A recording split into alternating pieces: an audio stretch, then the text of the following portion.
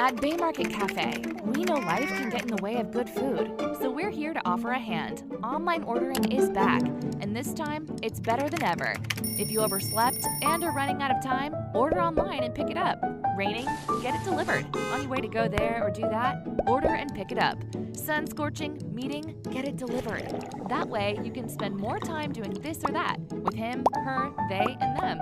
So whether you need your morning coffee, you're craving a red velvet donut, ramen, a lamb burger, or a falafel pita, order the food you love and skip the line. Pick it up or have it delivered. That's Bay Market Online.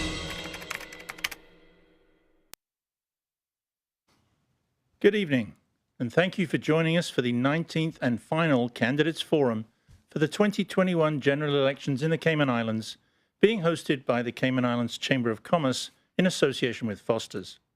My name is Mike Gibbs, and I have the honor of being the current president of the Chamber of Commerce. I will also be one of the panelists asking the questions this evening, along with Mr. Shamari Scott, president-elect of the Chamber. I'd like to begin my opening comments by welcoming Richard Bernard, Emily Deku, Frank Macfield, Roy Mctaggart, and Christina Hislop-Rowlandson, and thanking them for accepting the Chamber's invitation to participate in this forum. Your willingness to appear on this platform demonstrates to voters that you take the democratic process seriously and are ready to respond to a series of questions on the top issues as identified by a recent online Chamber survey. More than 400 responses and more than 200 questions have been submitted via the survey, and these will help to frame the questions for this evening's forum. There is certainly not enough time to ask all the questions, but we will do our best to cover the topics that have been identified as the most important to the Cayman Islands and the Georgetown East constituency. When the Chamber was established in 1965, the goal was to create an organization that supports, promotes, and protects the interests and welfare of its members and the wider community. Being nonpartisan, we have hosted forums every election year since the 1988 election. So for 9 elections, we have provided members of the community with an opportunity to hear from their candidates and educate themselves before Election Day. These forums have taken weeks of planning and preparation, with all the credit going to the hard-working Chamber staff, but would not have been possible without the financial support of our sponsors, Foster's, Affinity Recruitment, Bodden's Legal and Corporate, and DART, so a very big thank you to them. I would also like to extend a wholehearted thanks to our media partners, Cayman Mile Road, Cayman Life TV, Radio Cayman, Government Information Services, and ICCI FM for agreeing to broadcast tonight's forum. It is the first time that we have live streamed the forums on the internet, and we hope that this new format will enable even more people to watch them in the comfort of your home. If you have missed or would like to re-watch any of the earlier forums, you can visit the Chamber's YouTube channel to view them. It's now time to begin this evening's forum. I will therefore turn the proceedings over to Mr. Will Pinot, CEO of the Chamber, who will serve as this evening's moderator. He will explain the rules of the forum and introduce the Georgetown East candidates. Good evening, candidates. The rules for tonight's forum are as follows. Each candidate will be asked a series of questions, and you'll have 2 minutes to respond if you choose to do so. Each candidate will be allowed to answer the question without interruption and is free to differ with the position or opinion of another candidate during your allotted response time. Candidates should deal solely with the issues, and at the conclusion of the forum, each candidate will be allowed 2.5 minutes to deliver a closing statement. I'd now like to introduce this evening's candidates from Georgetown East. I begin with Emily Deku. Born, raised, and educated in the Cayman Islands her entire life, Miss Deku went to the Savannah Primary and CCC schools before studying environmental science at the University College of the Cayman Islands and the early childhood education and paralegal studies through online tertiary programs. Professionally, Ms. Deku has worked in the legal sector and financial services industry for over a decade across a wide range of fields within each sector. She currently serves as a Global Green Team Liaison for her firm's Americas offices. Ms. Deku has contributed to the community in many ways over her life, partaking in beach and roadside cleanups, fostering and volunteering her with local animal welfare organizations, teaching literacy and numeracy skills to local primary school students, and working for and volunteering with Jasmine, formerly known as Cayman Hospice Care, and partaking in shave-a-thons for Pediatric Cancer Awareness Organization, St. Baldrick's. She enjoys conducting informative sessions as the founder of Grand Nature Cayman, a nonprofit organization she started in 2019 that helps businesses, individuals, and students learn how they can take care of the planet. Welcome. Ms. Christina Hislop Rowlandson promotes trade with territories and internationally, and while a top-level policy advisor, she represented our government in Barbados, Brussels, Greenland, Jamaica, Paris, Turks and Caicos Islands, and Trinidad. She firmly believes greater cooperation creates stronger communities. While in the Cabinet Office, Ms. Hislop Rowlandson championed strong government transparency, excellent risk governance, training, safety of the environment, and poverty reduction. She provided research on best practice to chief officers and department head colleagues and led the nation's bid to build a Doppler radar to improve weather warning systems and to collect rehousing aid after Hurricane Ivan, which benefited people all over the island. She is interested in national security. Welcome. Mr. Richard Bernard is an accountant by profession. He also has an extensive hospitality experience working in various hotels in the Cayman Islands as night manager and audit. He's a father of 4, all receiving higher education. Mr. Bernard believes education is one of the key components for the development of our people and the progression of our country. He's an avid sports person, having been on the organizing committee in 1995 when the Carifta Games were held here in the Cayman Islands. In 2000, he was the team manager for the Olympic team in Sydney, Australia, into which one of the athletes, Sidonie Mothersill, won a bronze medal for the 200 meters. Presently, Mr. Bernard is still a FIFA-certified referee for football in the Cayman Islands and is still active. Welcome. Mr. Roy Mctaggart grew up on Crew Road. He was educated in the local public high school and obtained his certified public accounting qualification overseas. Mr. Mctaggart had a successful career spanning almost 30 years with KPMG, the last 9 as managing partner. He has been active in many roles in the community, including the Chamber of Commerce, Cayman Airways, Board, Treasurer of the Church of Christ, and mentoring young Caymanians. He retired from the firm in 2012 to pursue election to public office. Elected in 2013, Mr. Mctaggart served as a counselor in 3 ministries, including health, finance, and financial services. Following his re-election in 2017, he served as the Minister for Finance and Economic Development. Mr. Mctaggart is married and has 3 children. Welcome, Mr. Mctaggart. Thank you.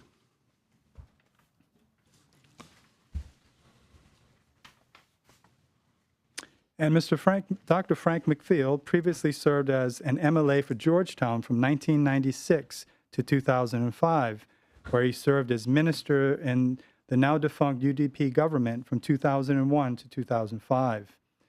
Dr. Macfield is a sociologist, playwright, and politician. He studied history and political science at City University of New York and continued his postgraduate studies at York University in England in South African politics.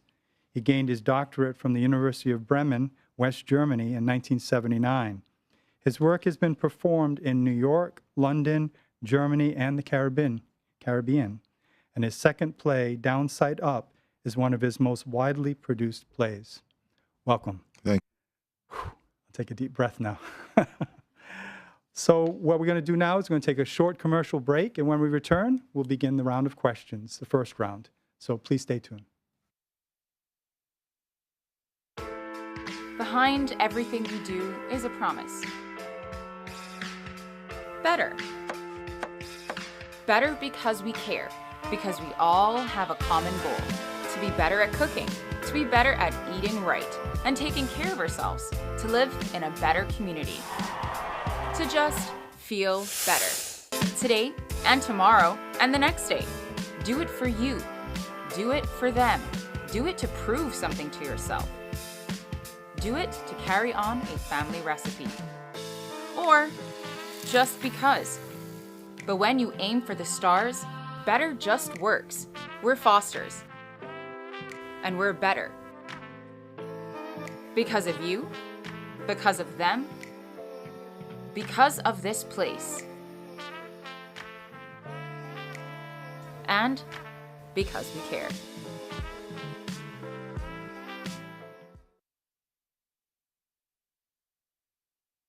Welcome back to the Chamber of Commerce Candidates Forum for Georgetown East.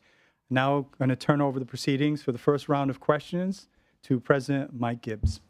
Thank you, Will. And once again, good evening, candidates. And we look forward to a great debate this evening, or a forum, I should say. This first question, which I will address to Mr. Deku, and then each of the candidates will respond in order down the table, is as regards to why are you the candidate of choice? What makes you the candidate of choice for the voters of Georgetown East? Thank you for that question, Mike. I strongly believe that I am the candidate of choice for Georgetown East because of the skills that I bring to the table, namely a passion for the environment that's unwavering, a desire to represent the community as they need to be represented, and providing the perspective that we need to ensure long-term preservation of our islands, our environment, our culture, our traditions, our heritage, for future generations to inherit.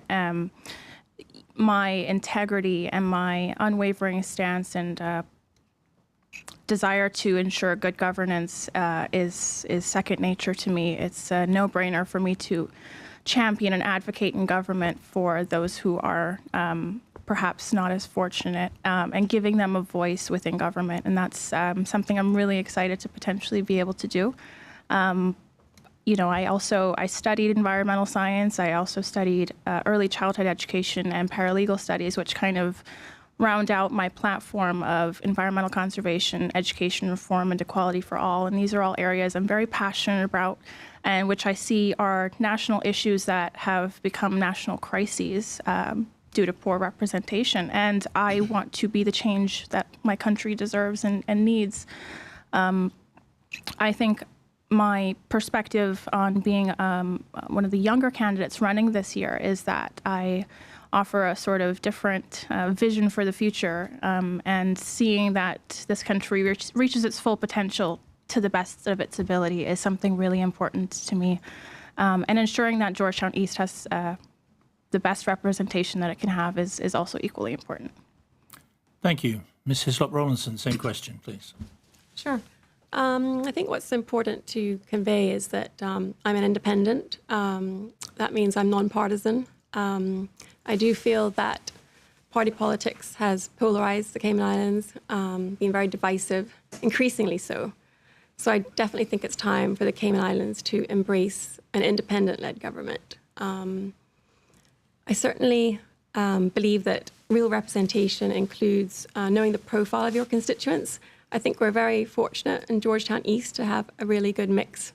You have the sort of from the flood-prone zones which need extra attention to the wealthier South Sound. There's a lot of different people with different experiences and different resources. And I'd really like to work together with the constituents to make a better Cayman. I think we can do so much better than we're doing. We've seen the social and cultural loss. We've seen the environmental loss. And we just really need to turn that around and really give hope to the younger generations coming after us. I'm a graduate of business school and law school and very familiar with government, having worked in the Cabinet Office, actually supporting premiers. So I'm very familiar with that role in international relations. But being able to represent Georgetown East gives me an opportunity to get more involved with domestic policy. And I believe that we have the resources on island and that we can combine those with external expertise. And I just really hope that we will all work together, whatever the outcome of the elections. I'd also say that I have a very early background in healthcare. And with the COVID pandemic, I have a lot of unique experiences and knowledge that I can bring to the fore as we go to reopen our economy. Thank you. Thank you. Mr. Bernard, same question, please. Thank you for the question. I think I would be the candidate of choice for a myriad of reasons. Number one, I live in the area. I know a lot of the people there. I'm a very sociable person. I'm the kind of person that gets things done. I'm reliable, dependable, and I'm one of those persons that can gather teams together. I work a lot with youth, as being involved with sports previously.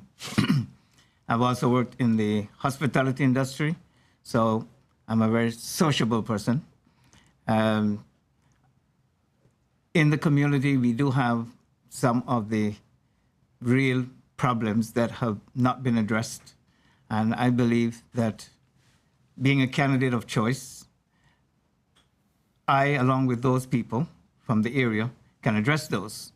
Also, I also believe it is very important that we have a district advisory council, and they will act as a liaison between myself and the people. Thank you. Thank you. Mr. Mctaggart, same question. Thank you, Mike. Everything I have done in my life thus far has prepared me for this role and for this moment. I grew up in Georgetown East.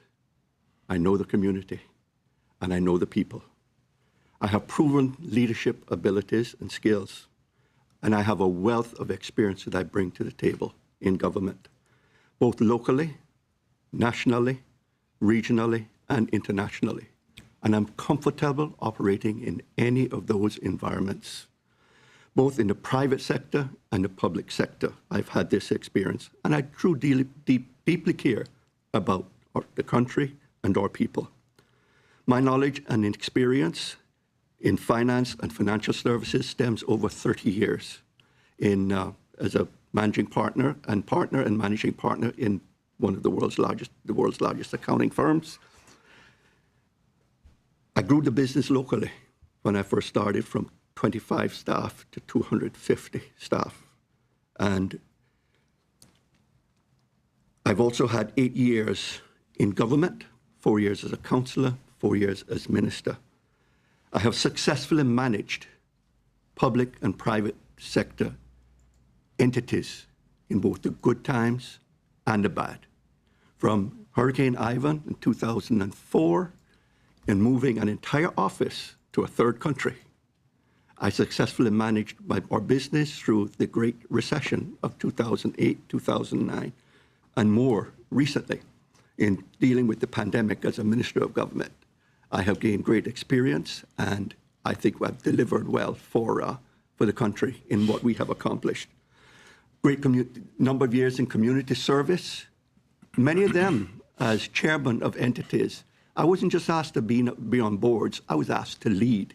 And it is those skills that I bring to the table tonight and make me the ideal choice. Thank you. Mr. Macfield. Thank you, sir. And I think that it is very important from the very beginning that when we come to interview for this very, very special and prestigious position, that we understand that we need to be able to emotionally relate to people, to empathize with them, to socialize with them, not just stand away from them and make solutions as if people have nothing to do with the solutions that you are creating or implementing for them.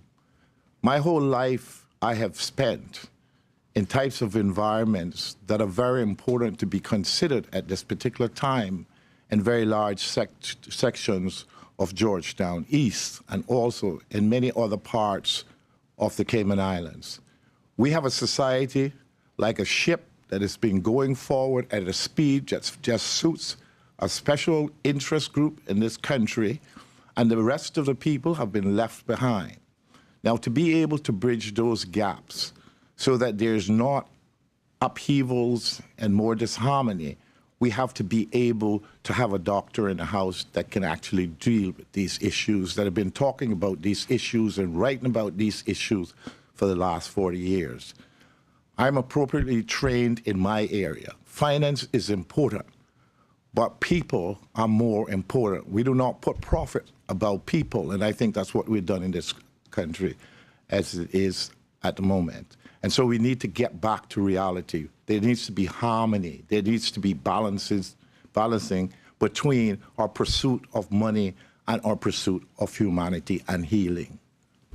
Thank you. Thank you. Mr. Shamari Scott will now ask the next question. Good night, candidates. Good to see you all here. The second question, I'll start with Ms. Hislop Rowlandson, and it has to do with national issues. What main national issues do you intend to champion if elected? Just one or several? What main national issues? Sure. So you can choose one or as many as you can get. Okay, good. Okay. Well, I'll start with the development conflict. I think Cayman has developed at such a fast rate that we always seem to be trying to catch up. So my manifesto, I suppose, would be the Vision 2008, which is our national strategic plan. I feel that we need to reassert that and reissue that. It was a very good product, developed over many, many months with a lot of roundtables, with a lot of business leaders, community leaders. So we do need to focus on slowing down slightly, because we do need to prepare our country to take more advantage of the opportunities that are coming our way. Certainly, we're a small island. I think we need to plan in terms of our land use, what we want to keep as natural habitat, what we want to keep for farming, and what we want to keep for housing. And obviously, not all the land is suitable for housing. I mean, we have been depleting our mangroves at a very fast rate. And we do need to decide areas that we do need those mangroves because they provide lots of drainage. So I really feel that's a really important area, the environment. But also the social issues. I really feel that we need to reform education and create a lot more opportunities for young people in the employment sector. I know in Cayman Brac, they're very good at, facilitating their high school students to go to work during the summer holidays and also during school terms. And I feel that that is something that would be beneficial for Cayman Islands students as well, Grand Cayman students. I think that's time up. Okay. Thank you. Mr. Bernard? Thank you for the question. There are three main national issues that I would champion. Number one would be the cost of living. Cayman has become the most expensive destination on this planet, and that is ridiculous. We definitely have to get a grip on the cost of living. Things are just too expensive.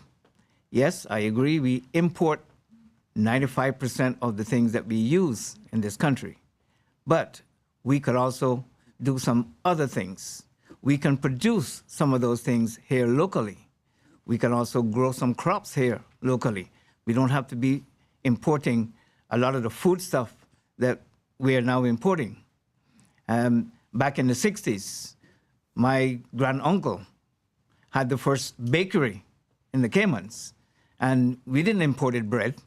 All the breads were made locally here in the Caymans. But now all the breads are imported. There's no more local breads being made in this country. I also believe that affordable housing is another major issue in this country.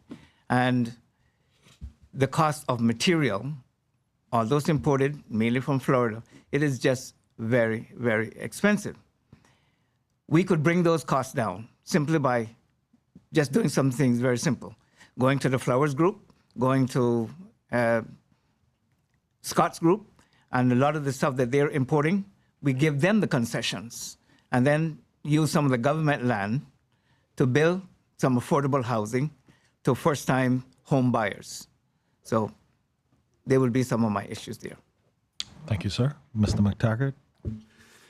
Well, I think the most pressing issue that we face right now is a safe handling of the reopening of our economy and dealing with the vaccination program to get our people vaccinated against the virus that will allow us to safely reopen. That is the single biggest issue that we are facing right now, and it is immediate and at hand. But I think we have to take the same sort of careful approach we have taken thus far that has stood us so well in dealing with COVID-19. One, we take a very measured approach, one that follows the science and the recommendations and what the medicine is telling us in terms of this vaccination for people and when it would be safe to reopen. Apart from the managing that process, then I think other two issues that I would champion is one, the traffic situation that exists. No secret, the big choke point of the Hurley's roundabout rests in the Georgetown East constituency. And I get complaints daily from people, not just within the constituency, but from without, especially if you're living to the east of the roundabout. So that is a huge issue, a number of things being done to deal with that and to alleviate, but just building more roads is not the answer. We desperately need to have a public transportation system that's reliable and one that is suitable and fit for purpose to help us achieve it and to reduce the strain on the traffic on the roads at this time. A third issue that I would like to follow is that of healthcare. I think the current system of healthcare and health insurance is broken. It doesn't, it's not fit for purpose. Our current scheme really ensures that everyone at some point will end up being taken care of by the government. That's not sustainable. Thank you, sir. Dr. Macfield? I guess the most unfortunate thing about politics is hindsight. And it would be good if people would become more proactive and really think long term. We used to have Vision 2005. Remember, we had a vision, we threw it out of the door. We had this, we threw it out of the door. We seem to be a society that really hate planning. We hate to forecast our challenges. We destroy people who say we should think future, Cayman. Now, we're in the pandemic situation, and we were blessed by God to have prospered in this particular way. We should take a warning from that. Now, how are we going to get out of this? We're in an election, and people are saying we're going to do this, we're going to do that, we're going to do the other thing. We don't even know if we're going to go too far. Because those people who say they are familiar with international affairs, they're not. They haven't studied history, they haven't studied people's culture, they don't know their languages, they don't know very much. We're like, a lot of people are like in caves, and they look out like with binoculars and they see in a straight direction, but they do not get the whole picture. And I think it's time that we understand that there is situations in the world that could change everything for us. We have to put our people back to work. We've got a lot of people that worked in the tourism industry that have nothing. We have a crisis on our hands, and we need to be talking to people about how we're going to come out of this. And we need to come out of this by looking at the finances that we have and see how we can distribute the wealth that is there in a way that will cause our society to be able to produce the types of activities and rewards which are necessary to sustain us if people can't come back in. We're just talking about opening up, but what about opening up the reservoir of people power that we have in this country and going on from there? Thank you, sir. Ms. Deku. Thank you, Shamari. I think the main national issues that need to be addressed as a matter of urgency for the next administration really come down to the effects of unsustainable development that a lot of people are feeling and that are quite negatively felt by a lot of people, such as the high and rising cost of living, flooding and stormwater drainage issues, which are big for people living in the Georgetown East constituency, traffic congestion and unsafe road infrastructure. Unemployment is pretty high as well. We've got issues with just thinking long term, I think, and having the proactivity to plan really long term for our long term sustainability. So coming in, I would be really heavily championing for some sort of a holistic, sustainable development plan to be put in place that looks at the future of Cayman long term, 20 to 30 years ahead of us, and factors in what we want our country to look like in the coming decades, and prepares our people to fill those roles and those careers that, you know, those industries that should be looked at, such as the STEM fields, agriculture, permaculture, renewable energy, and other environmental conservation and anti-pollution industries. In order to get there, we need to ensure that our education system is adequate for our people to be employable, to gain the skills to fill those roles. So education reform is another massive national issue that I would intend to address when elected. And to, I guess, round off my platform a bit there, equality is very close to my heart, and I observe that inequality is at the root of many social ills that we face in our country, and the more we can do to lessen divisiveness in Cayman, economically, socially, the better. Thank you. Mr. Bernard, this next question will be addressed to you first, and switches from national issues to constituency issues. And the question is, what do you consider to be the most pressing social and economic issues facing the people of Georgetown East? Thank you for the question, Mike. The most pressing issue for Georgetown East is flooding. And one of the main areas for flooding is the Randike Gardens area. That can be called a sinkhole. Also, houses that were built there some decades ago, the foundations were built too low. Already there was a problem with flooding because of the low-lying areas.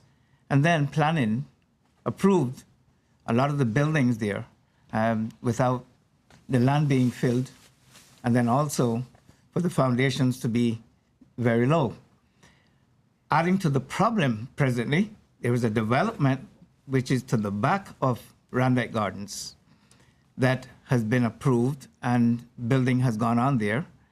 And that land has been built up and elevated. So this adds to the problem of Randike when it rains. And as a matter of fact, if you know the area, when it rains from the Linford-Pearson Highway, you can see the water gushing down from the Linford-Pearson Highway down into Randike Gardens. Because when that highway was built, the road was elevated, making it higher than the land. And that is just preposterous. Thank you. Mr. Mctaggart, same question, please. Yeah. Within Georgetown East, there are, one of the major things is the flooding that exists in the area. And that has a significant effect on residents who are living in these low-lying areas. But this is not a new problem. It has existed now for 30, probably 35 years, and no one's really been able to find a solution up to the issue at this point. I'm committed to seeing that we do what we can to alleviate and try to mitigate some of these things. And one of the big issues that we'll have to deal with is the whole issue of storm water management, and allowing, how that gets treated and how it gets dealt with as development continues. Let's face it, the community continues to grow and to expand, and in particular along the Linford-Pearson Highway, that area will continue to develop. So it's a matter of addressing the issues that affect them in that area. Thank you. Dr. Macfield. Thank you, sir. I think that we have to look at the fact that many of these problems, many of these issues have just piled up over a very long period of time because they have not been addressed properly. The Randike area, I would think that what we would want to do is to give some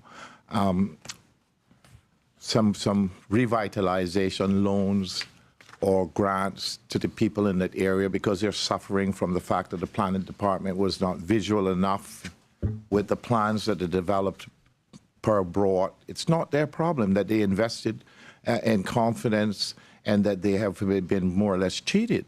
And it's the government responsibility a long time to look into these things. We might be developing more affordable housing in that area as well because it's along the main artery there going into Georgetown. And if we're not going to spread our towns out, then they're going to be in there. And we got to look at a more viable means of transportation to get people in there. We don't want to continue to make more roads and just make more flooding because we're creating more water. And the stormwater management is something that should have been taken care of a long time ago. We shouldn't be talking about it here now. And what are the priorities of governments? The priorities of governments to make more money, sell more rights, whether or not it's work rights or land rights. We are just selling our rights. So we have to see that we have to replenish the society that we kind of drained and ignored. Randike and what goes on in that area is a real shame. And of course, we have problems with the development in South Sound, the east part there.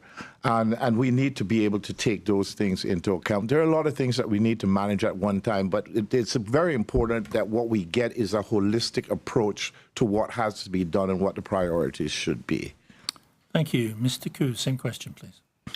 Thank you. What do I consider to be the most pressing social and economic issues facing Georgetown East? I think tying back to unsustainable development, the issues that I touched on earlier, they have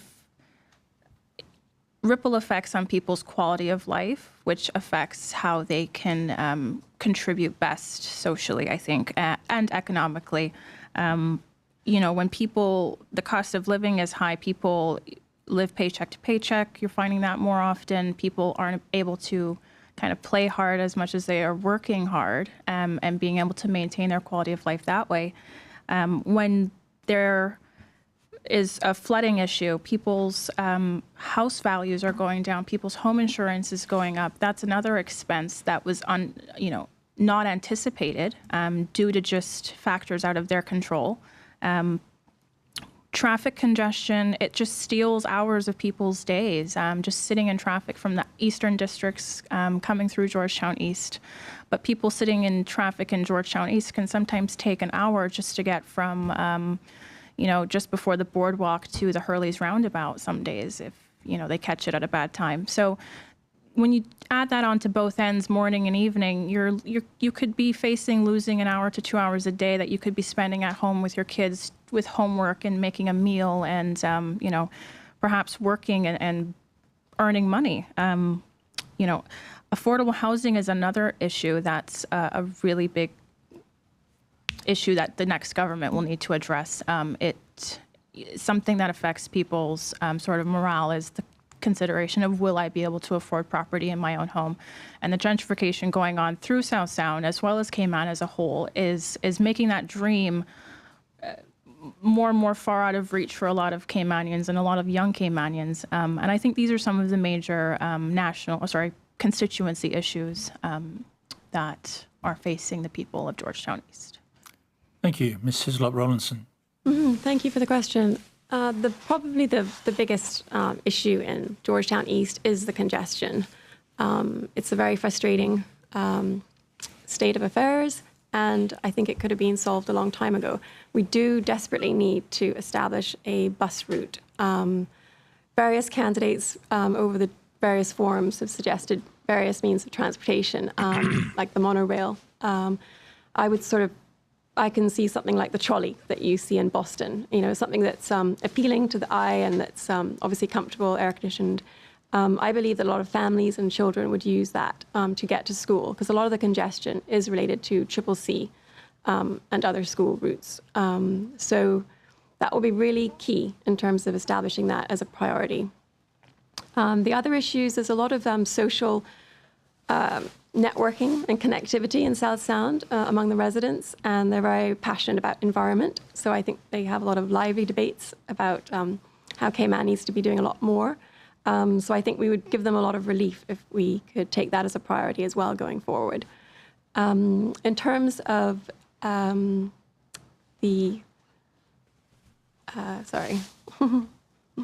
terms of the social issues of the flooding, I also feel there are solutions for that as well, in terms of relocating some of the owners that are still there.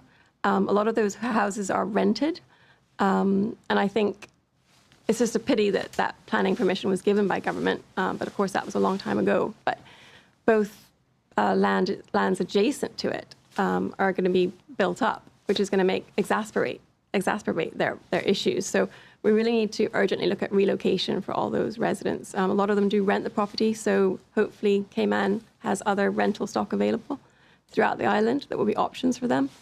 But we do need to make sure that they are settled and secure. Thank you. And this is round 4, question 4, and it will start with you, Mr. Mctaggart. And this question has to do with education, which seemed to be an issue for many election cycles. Yeah. Do you believe there is enough accountability and transparency in the Cayman Islands education system for both public and private schools? If not, what are the problem areas and how would you address them? Certainly, I think within the public education system, I don't believe that there is sufficient accountability. I think what we need right now is a new governance model within this public school system that would transfer a lot of the decision making and accountability back to the schools themselves and the leadership of the schools. A new governance model that is needed must include the parents of the students and allowing them, again, to have a say in the running of their schools and the policies that are adopted. I think if we can get that right, then certainly it will place the accountability right where it needs to. Within the private sector schools, I do believe that they do have proper governance models that allow for the parents to participate in and having a say in their children's education. And I think if we can get our parents back involved in our public schools in particular, that it will have a very significant effect on the students themselves, because I think the parents getting involved in their education and being a part of the process is something that is lacking right now in our public schools. So I do believe there's great opportunity there. Thank you, sir. Dr. Macfield? Well, I mean, it's a big question on education, and I don't really want to sort of be pretentious and offer solutions just like that. But I think that we need to have a whole overhaul of the educational system. It's not a question of accountability. It's a question of lack of ability to have the foresight to plan properly for our people. Identity and education goes together. If people don't know their identity, if people are rejecting their identity, it's very hard to educate them. I can tell you that. There have been studies that have been done. We have the wrong approach. We bring people in and we will not train our own teachers. We build buildings to say we built the best buildings in the world, and we have not built teachers. We have not given them the kind of pay, the kind of motivation, and the kind of authority within the school system that would make them leaders that would be leading our children. The children are left at home. I was fired, first of all, from government in 1979. My PhD was in 77, by the way. And 79, I was fired for advocating for early childhood education. 79 already. We knew the problem. In London, we knew those problems. I brought that knowledge back here, and they rejected it. So part of the problem we have is that we don't accept sensible knowledge. Having sense and no reference is the worst thing in the world. It's one thing to have sense, but you need reference too. That's what we need to do. We need to have people who know where to refer to get the types of solutions that we need to improve our educational system. Thank you, sir. Ms. Deku? Thank you. Based on the outcomes of how our students are graduating, rather than being graduates based on attainment, rather, they're graduating based on attendance. And in our public school system, a lot is what we find. And I think that shows that there's a clear lack of accountability and transparency. The solution to that, to me, is good governance and better governance of the schools. That being said, I am a supporter of depoliticizing education to give more of a say in the hands of the parents, the teachers, and the principals and the school faculty, so that they can tell the Department of Education Services what their needs are for their students, rather than sort of the other way around as the model currently works. I think that would provide the schools with a level of, parents wanting to ensure that they're, when you send your kid to school, you want to ensure they're actually learning what if you're a private school teacher, what you're paying for them to, a private school parent rather, what you're paying for is actually being absorbed by your child. Public school system parents have equal expectations that their child is going to learn what they're sending them to school for 8 hours a day. So we need to, at the end of the day, we have to remember the big picture, which is that it's an investment to ensure our children are learning and are gaining an education so that they can contribute to society. So whatever we can do to ensure better accountability and transparency for our schools, I would 100% support. Private schools and the public schools they get annual inspections. And so we can use that as a baseline to see where we can improve across the board and take some of the recommendations from some of the shelved commissioned reports that have been done by the Ministry of Education over the years, see what they have to say and see what accountability and transparency solutions they propose and explore those and see if they could work to our schools. Thank you. Ms. Hislop Rollinson? Sure. I'm picking up on actually what Mr. Koo was mentioning about government reports. I was involved with the review of the education department very early in my career, and a lot of those recommendations were not implemented. And this is a common theme, I find, in government. There's lots of reports done, but they just don't seem to see the light of day and to help with the change. So I think we need a change of attitude towards advice. I think we need to pivot more readily and embrace the changes that are recommended.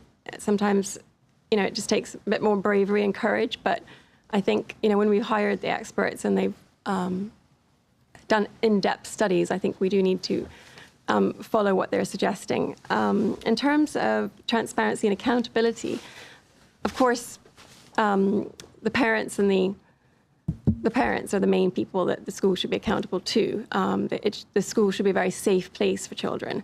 I think that is being jeopardized and compromised at the moment in terms of the drugs in schools and even harassment of some of the girls. So I think we need to take a reality check and make sure that those schools are safe. In the UK, of course, they've got this, they're having a bit of a crisis at the moment because they've identified a sort of a rape culture. And so we don't want to go down that route. And so I think we really need to have a look at what safeguarding issues we have in place. We need more safeguarding support. And if necessary, we also need to twin with some other schools that have more resources in this area.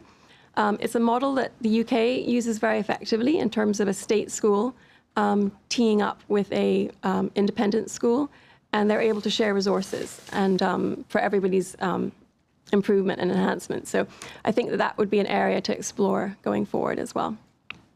Thank you. Mr. Bernard? Thank you for the question. There is definitely not enough accountability or transparency in the educational system in the Cayman Islands, and it definitely needs overhauling. We seem to have a two-tier system in this country where we have the private schools and we have the government-run schools. Now, the government is also funding private schools. Private school teachers are paid handsomely because they receive tuitions from those private schools. However, the government school children are seen to be left behind. The teaching that the students get in the public schools, or the private schools rather, they're not getting that level in the government schools. They are failing miserably. This definitely needs to be overhauled. Also, when our children graduate from the public schools, a lot of them do not get the opportunity to go on to tertiary education. And another problem that we find, a lot of this policy that the government has, expat people that come to the islands, their children cannot go to government schools. They have to go to private schools. And this creates a problem. So let's say for 7 to 10 years, you've gone to a private school as an expat child. And after you graduate, then all of a sudden you get into the public arena where you're going to get a job, and then you're going to be introduced to a child from the public schools. There has never been any cohesion there. So you have this separation from when children are in the private and the public schools. That needs to stop. Thank you, sir. Dr. Macfield, this will be the last question in the first round of questions, and I will be addressing it to you first. And we've already been touched on is the traffic issue. The lack of adequate and efficient road and development planning has made the Hurley's Roundabout the island's most critical and urgent infrastructure issue. The situation will only get worse as hundreds of additional vehicles are expected to add to the traffic once developments near the roundabout are completed over the next year.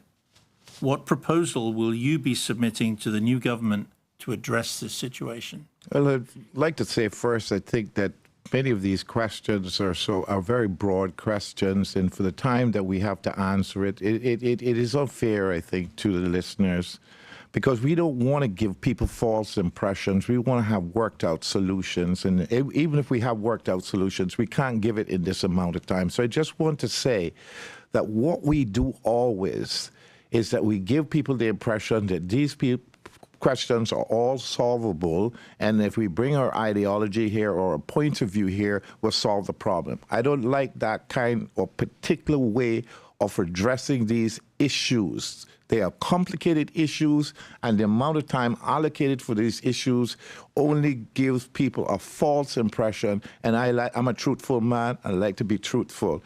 We have to do something about our egos in this country. We have to address the whole idea of materialism, the fact we got to have our own cars and that we don't care. These are people's responsibility. We have to lead. We talk about accountability, but we have to teach people values. We have to lead by values. We can't just say we're going to make problems and we're going to solve them, and we're not going to deal with the question of moral and value breakdown in our society. We have to seek it. Everybody is agreeing with independent candidates, independent this, and we got 600 different ideas. And when we get together, how are we going to come together and have the cohesiveness to be able to form a government or to solve problems if people do not spend time debating these issues and only during election time take these issues up? And I must caution the nation about continuing to pretend that it's all about what comes out of the mouth and not comes out of the heart in the actions of people. We need to restrain ourselves and restrain our egos and come back to reality and start it. There's nothing wrong with bicycles and walking. I've done it all the time, and I'll do it again. We need to become realistic. Thank you. Mr. Koo, same question. Thank you, Mike. It's a great question because it's an issue that affects literally everybody in GTE at some point, probably once during the day, and for people coming from the eastern districts, at least probably twice a day on average.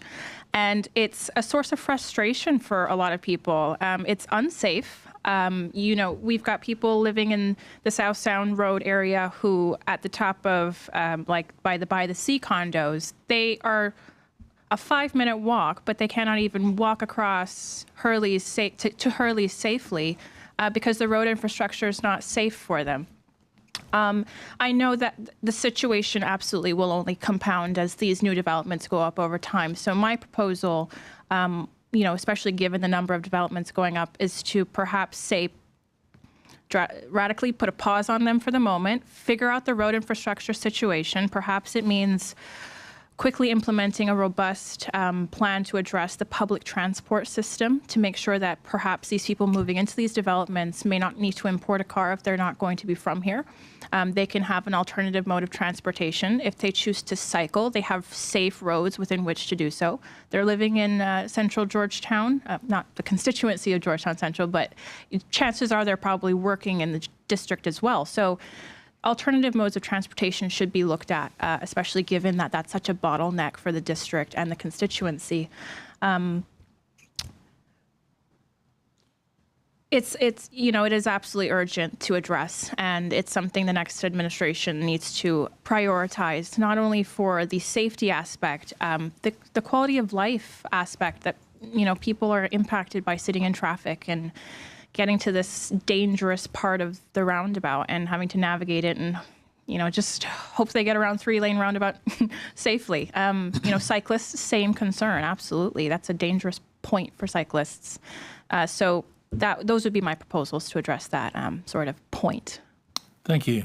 Ms. Hislop-Rowlandson, same question, please. Sure. I've already mentioned public transportation as a solution, but there are other solutions. I think we need to take a multi-pronged approach. We can have staggered openings of schools. We can have more hybrid working, just as we did during the lockdown. And we need to focus more on planning. That is really the major issue here. Why have we approved so many developments at one time in a very high-risk area? Of course, we know from Hurricane Ivan that area was sort of underwater for quite an extended period of time. So I think we need to look at reform of planning. The planning department, while they have a section for strategy and planning, they're very much operational in terms of making sure that approvals are made in time for the CPA. So I think we need to rebalance the planning department and have maybe 2 clear divisions where you have one division focusing on the strategy and the holistic planning and one dealing with approvals. There's also the initiative in the community to create district councils. In the UK, district councils are planning authorities. And I have no doubt in my mind that if there was a district council in Georgetown East, we would not have seen so many developments be put up at the same time that are high density. I mean, it really is going to be an absolute nightmare. I have talked to some of the developers, and they are hoping to apportion some of those developments to Airbnb so that we're not looking at full-time residents who are going to be on the road commuting, on the road to go to schools. So that should help somewhat. But it really is a very challenging situation. So we need to put the public transportation in immediately, and we need to hear from the National Roads Authority, who will have suggestions on what can be done. I mean, one suggestion that I have made is actually making that roundabout a traffic light system. Because people do feel like they're putting their life in their hands when they're on that roundabout. So I think something else would help that area. And obviously there is talk about an extra road so that people can get to the Grand Harbour Shopping Centre from the local communities, rather than them having to get into all of that traffic with everybody from the east who's coming into town. So thank you. Out of time. Okay. All right. Thank you. Mr. Bernard, same question, please. Yes. Quite frankly, traffic is not just a problem, it is a nightmare in this country. There are just too many motor vehicles. Some of my solutions would be, number one, we start to put quotas on the importation of vehicles.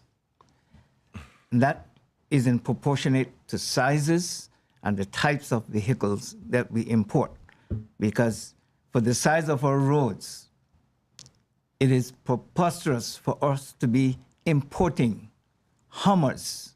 These are very large and wide vehicles, and they take up a lot of road space. And a lot of the roads that were built previously were not built with side lanes, bicycle lanes, and so on. So we just don't have the road space. In addition, what we need to do, we need to have staggered time for some businesses. All of the businesses don't need to be opening at the same time. We don't need to have the banks opening at the same time the schools are opening, at the same time businesses are opening, because you're putting everybody on the road at the same time. And this is one of the major problems. In addition, what we need to do, we also need to put a halt on persons importing vehicles into this country that don't have anywhere to park them. This is also becoming a major, major problem because we're getting double parking in lots of the areas, especially in Georgetown East, in some of those small roads. We're getting double parking. You're getting people parking on sidewalks. You're getting people parking right next to a fire hydrant. And people are parking there from in the afternoons. Their car is there all night. As a matter of fact, if you drive around right now to some of the areas, you will see this major problem. So we need to limit the amount of vehicles that is imported into this country. Thank you. Mr. Mctaggart, same question. Thank you. Well, at that roundabout, a number of things and adjustments have been made to the roundabout to improve the flow of traffic, and they seem to be working, except that it still is not able to deal adequately with the flow through of traffic, which I'm told now exceeds 40,000 cars a day. There's also the widening of the east-west arterial road from the King's Roundabout right up to the Prospect Roundabout, extending that to 3 lanes. Those things do contribute in terms of the amount of traffic that is able to flow through. Then you have the new roads that are going to be constructed off the King's Roundabout that are going to feed traffic, pull traffic off the east-west arterial and Crew Road into the Grand Harbour area, traffic going in there, pulling them off earlier, which will, as traffic studies say, it will work and it will help to alleviate the situation. So all these things are being done that will contribute, but it's not a total solution. Longer term, we have to look at limiting. I think it's time to look at limiting the number of cars that actually people are allowed to own. These are probably quite radical, but I think we do have to look at it at some way of reducing the number of cars that exist on the road. But we absolutely cannot take those kinds of steps until we have an alternative in place for the population to embrace and to take full use of. And of course, I'm talking about a public transportation system that is so desperately needed. What works, what we have right now does not function, is not really fit for purpose. So we absolutely must get this first. And that would be the one thing I would be saying to my colleagues in government that we must deal with immediately. Thank you. Thank the candidates. First round of questions is behind us now. So we're going to take a short commercial break. And when we return, the second round of questions. Please stay with us. Feed the family for less with Foster's Pick 5. Choose from a range of meats including chicken thighs, pork chops, ground meats, beef stir-fry, sirloin steaks, and more, and only pay $19.99 for any 5-packs. The meat is always fresh and never previously frozen. It's the perfect way to stock up for the week. That's dinner sorted. Look out for Pick 5 in the meat department at all Foster's supermarket locations. Foster's, better value because we care.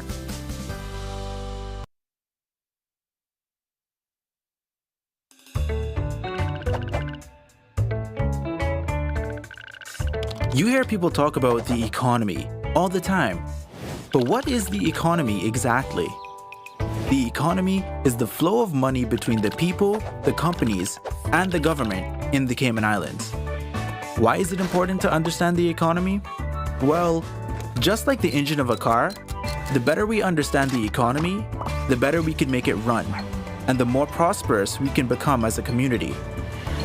The first important thing to understand about the economy is that the private sector is the main source of all wealth. Think about it.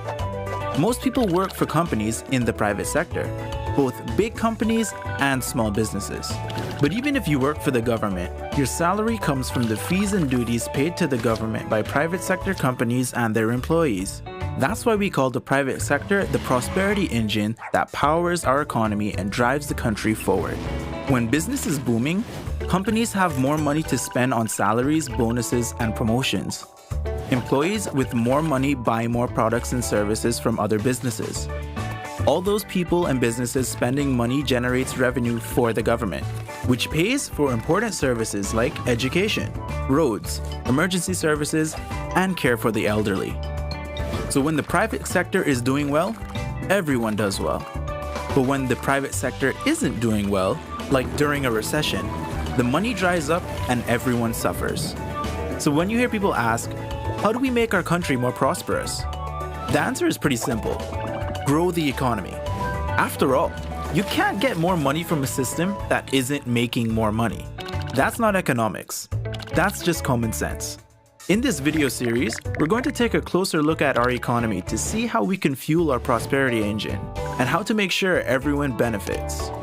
For now, thanks for watching, and remember to share this video with your family and friends so they can learn more about our economic prosperity engine.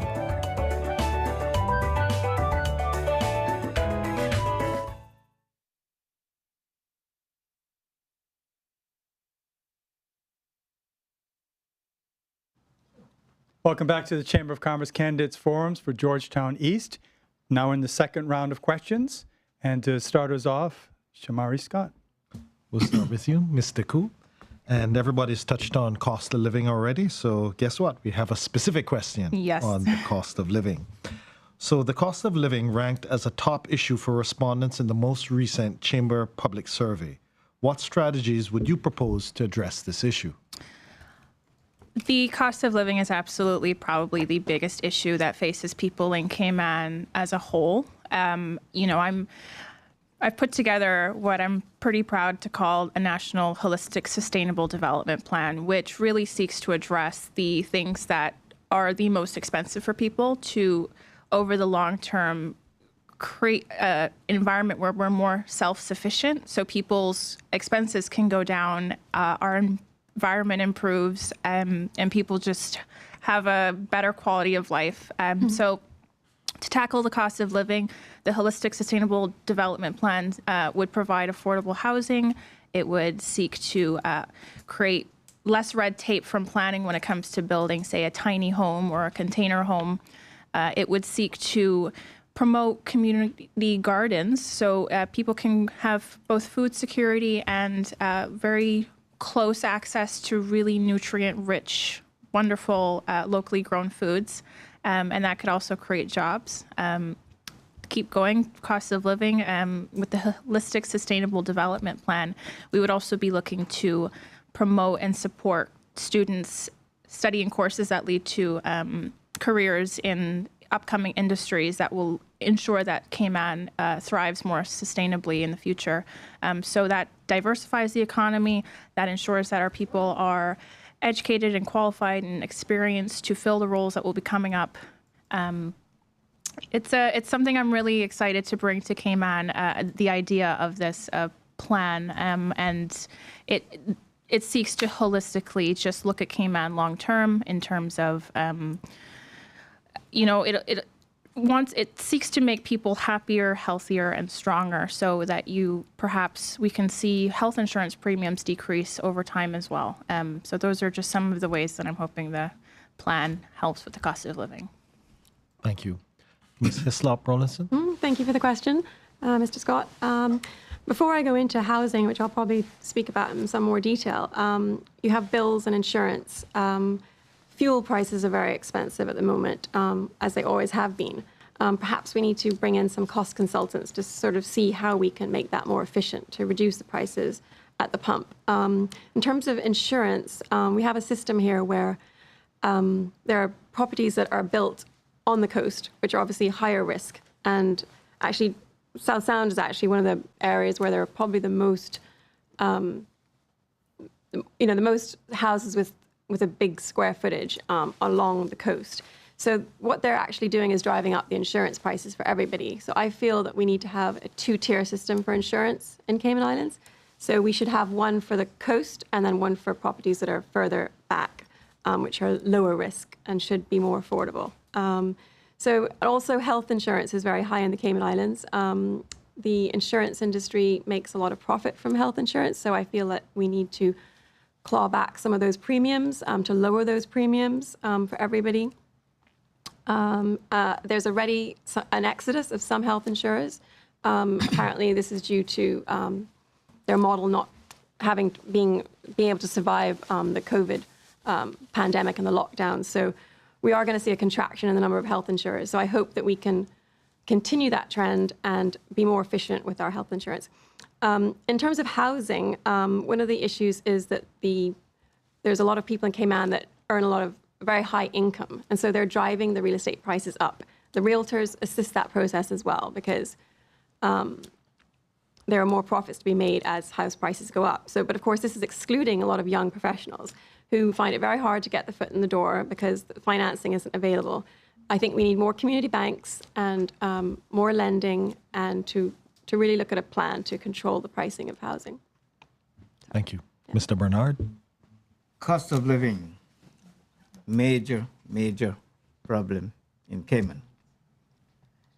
There are a number of things we can do to bring the cost of living down. We can start with the import duties, because we do have some import duties, commodities that are imported, where the import duty on those items, especially like food items, the duty is high. Some dry goods, some that are really not deemed very important. I'll give you a typical example. For example, the importation of wine glasses and briefcases, vinyl briefcases. They are duty-free, but Pampers and baby food is 22%. Now, we seem to have our priorities turned backwards. You would think baby food and things like Pampers for young children, they would be duty-free, but they are not. We could also do other different things, such as we have been the 5th largest financial center on this planet, but we are no longer the 5th largest financial center. So people can get rid of that saying. That is no more. We have a lot of experience in banking, but every one of the banks in this country are foreign banks. Why haven't we, Caymanian people, started our own bank with our own people, with our own money, so that we could borrow money at a cheaper rate, and that would bring also the cost of living down. Thank you, sir. Mr. Mctaggart? Thank you, Shamari. I really have to be honest with the viewing public and to everyone tonight. When it comes to the cost of living, in terms of the everyday things that we consume, there's very little that we can do about it. The simple reason is, been alluded to earlier, 80 to 90% of all that we consume in this country is imported, and it comes at a cost. So when there is inflation in the country of the source of our imports, we import that inflation into the country as well. And we saw that effect over this past year and throughout the pandemic, where prices spiked in the US, and so prices here in terms of consumption goods spiked as well. But we've also seen, a real return and reduction in the level of inflation and the cost of living as well, because prices have settled down and returned to a more normal level. Now, in terms of cost of living, there are a few options that we have available to us, and these are things that we can control ourselves or influence ourselves. I look at the cost of healthcare and health insurance. A lot of the cost there is being driven by people going overseas for medical care to where? Florida, the most expensive healthcare system in the world. If we were to make more use and full use of medical facilities at Health City and this new Asta Health Med City that is coming on board, we would see a very significant reduction in the cost of healthcare in this country. Closer to home as well, in terms of our utilities, there is a need, and one way we can influence things in reduce costs is by having, maybe solar programs for people's homes. Don't necessarily have to have 100%, but certainly have something that they some power being provided by solar, which I think would reduce the overall cost of things. But what's even more important is that we need to upskill and improve the earning potential of our citizens. And if we can do that, then I think we can do more to help our people in terms of coping with the cost of living. Thank you, sir. Dr. Macfield? I think everything has to do with the lopsided way in which our society is organized. And that's why you need system analysts to be able to help the people to work out some of the solutions. Now, you have cost of living, and then you have income. And the income is low, and the cost of living is high. You know why? Because the government is always feeding off the people. The government gets its revenue, the accounting geniuses say, from taxing food, from taxing consumption, from taxing everything that people need. So you're going to have that. People need to tell the people that the system is set up to create great wealth and great poverty. It's an old colonial system that needs to be overhauled. And I've been saying this for 40 years. You can't solve the problem by patching here and patching there. It's a systematic problem. It's a systemic problem. It's in the system. It's inbred. You are relying upon taxing the majority to enrich the minority. That's the economy. That's the accounting system that Mr. Mctaggart is involved with. At the end of the day, you have to have a surplus. The government has to have a surplus so that people have a deficit. That's normal. That's straight off accounting. Somebody has to have the deficit for somebody to have the surplus.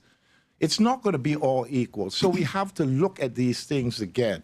And this is why I'm saying it's very important not to fool the people again by giving them these ideas that you could quickly fix their system. Their boat needs to go on dry dock, and you need to do something about it.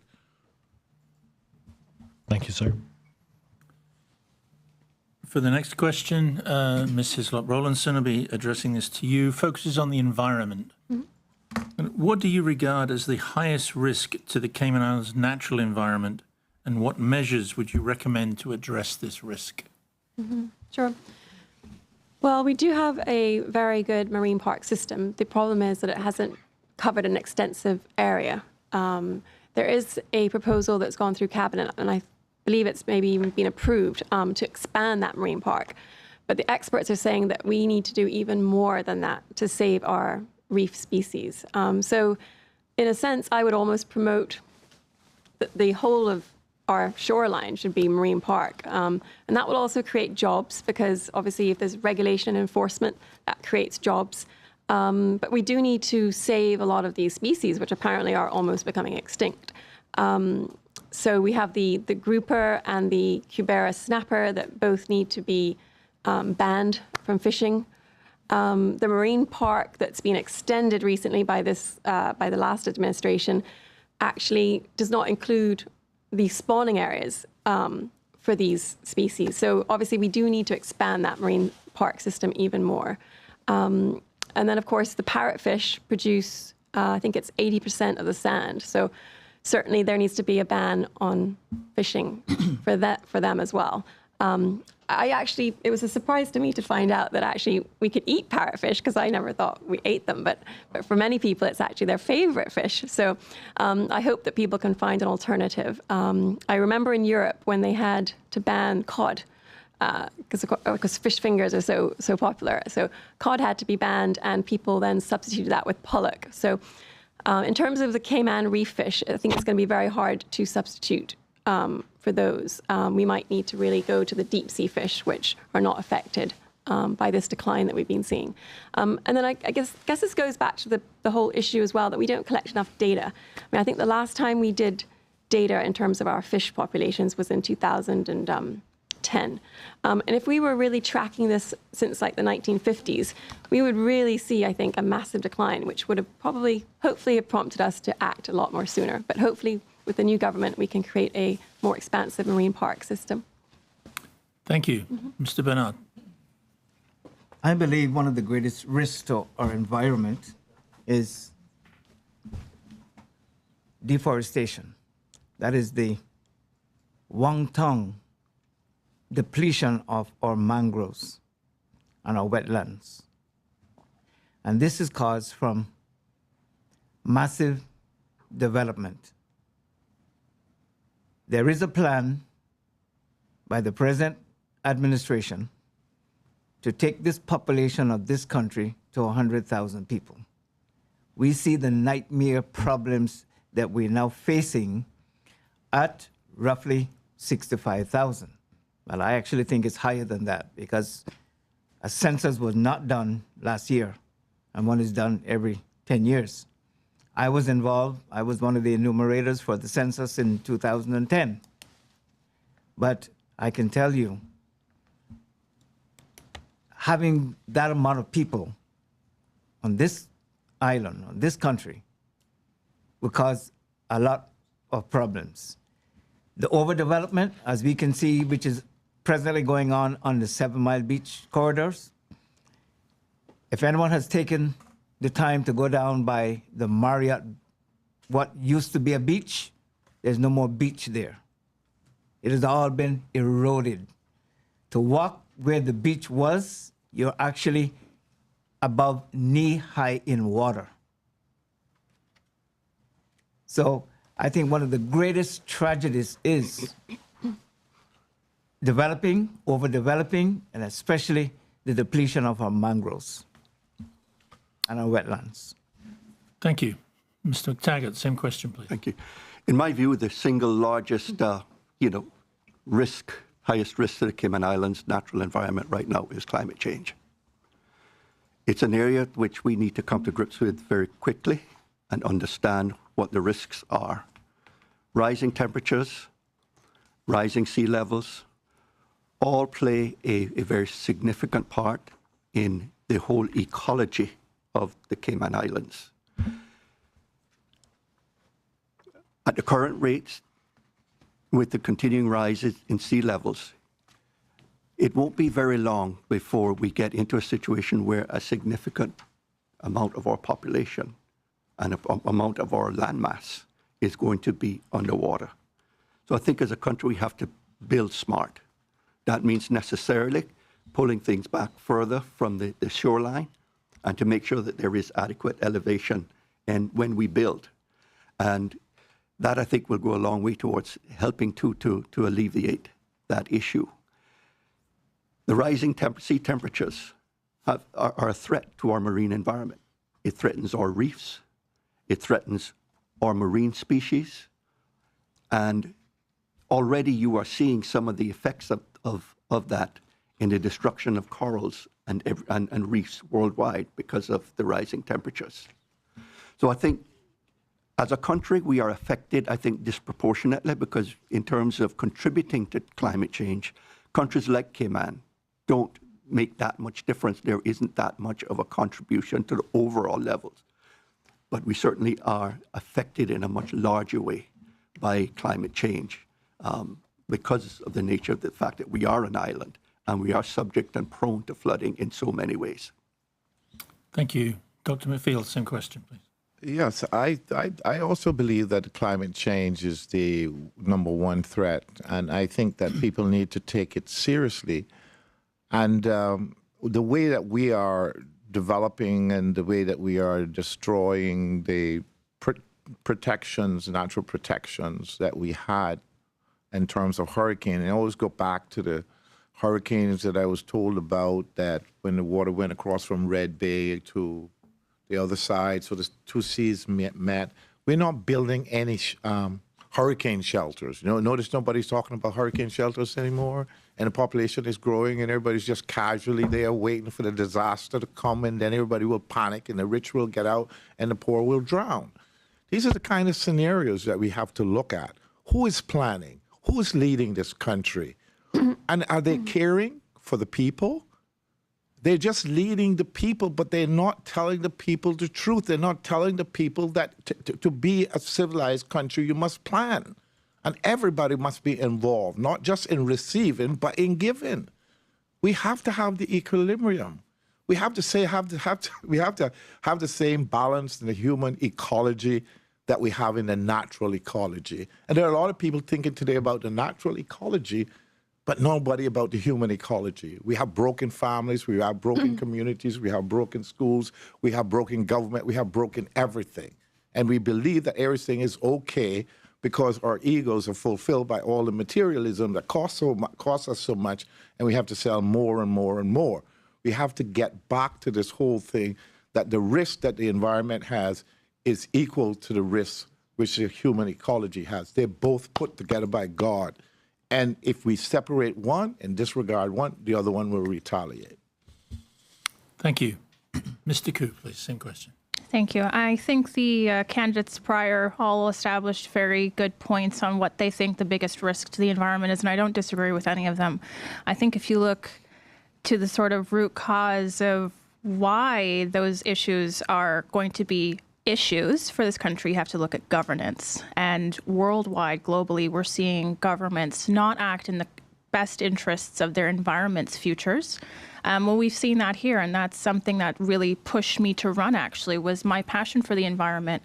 I think more environmentalists should be elected, especially given the trajectory we need to look at going forward.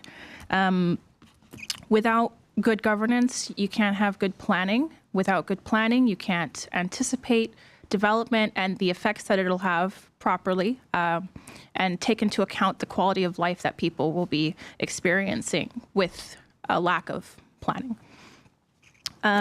We've got a lot of developments that are going up that are polluting our environment as well, and they're not facing harsh enough penalties, or they're not having enough deterrence in their way to incentivize them to keep the environment clean while they're developing. That's another big issue that we're seeing, especially as developments are slated to go up in the Georgetown East constituency. Development also furthers flooding in the area. That's a massive issue that the constituency is also seeing. The people before, they mentioned climate change, and that's a huge issue. Sea level rise is going to affect us. We are the 29th most vulnerable country in the world to sea level rise. And as a flat coastal community, unless we do something urgently and immediately, we are really contributing to our own demise in that way. And so we need to use this downtime to imagine what we want our new normal to look like for the next 10, 20, 30 years, and put our policies that have that vision for the long term to ensure our sustainability long term. Thank you. Question 9, and we'll start with you, Mr. Bernard. Okay. This one has to do with marijuana and decriminalization. Jamaica permits the use of cannabis for medical and religious purposes and decriminalized it in 2015. Would you support a similar action for the Cayman Islands?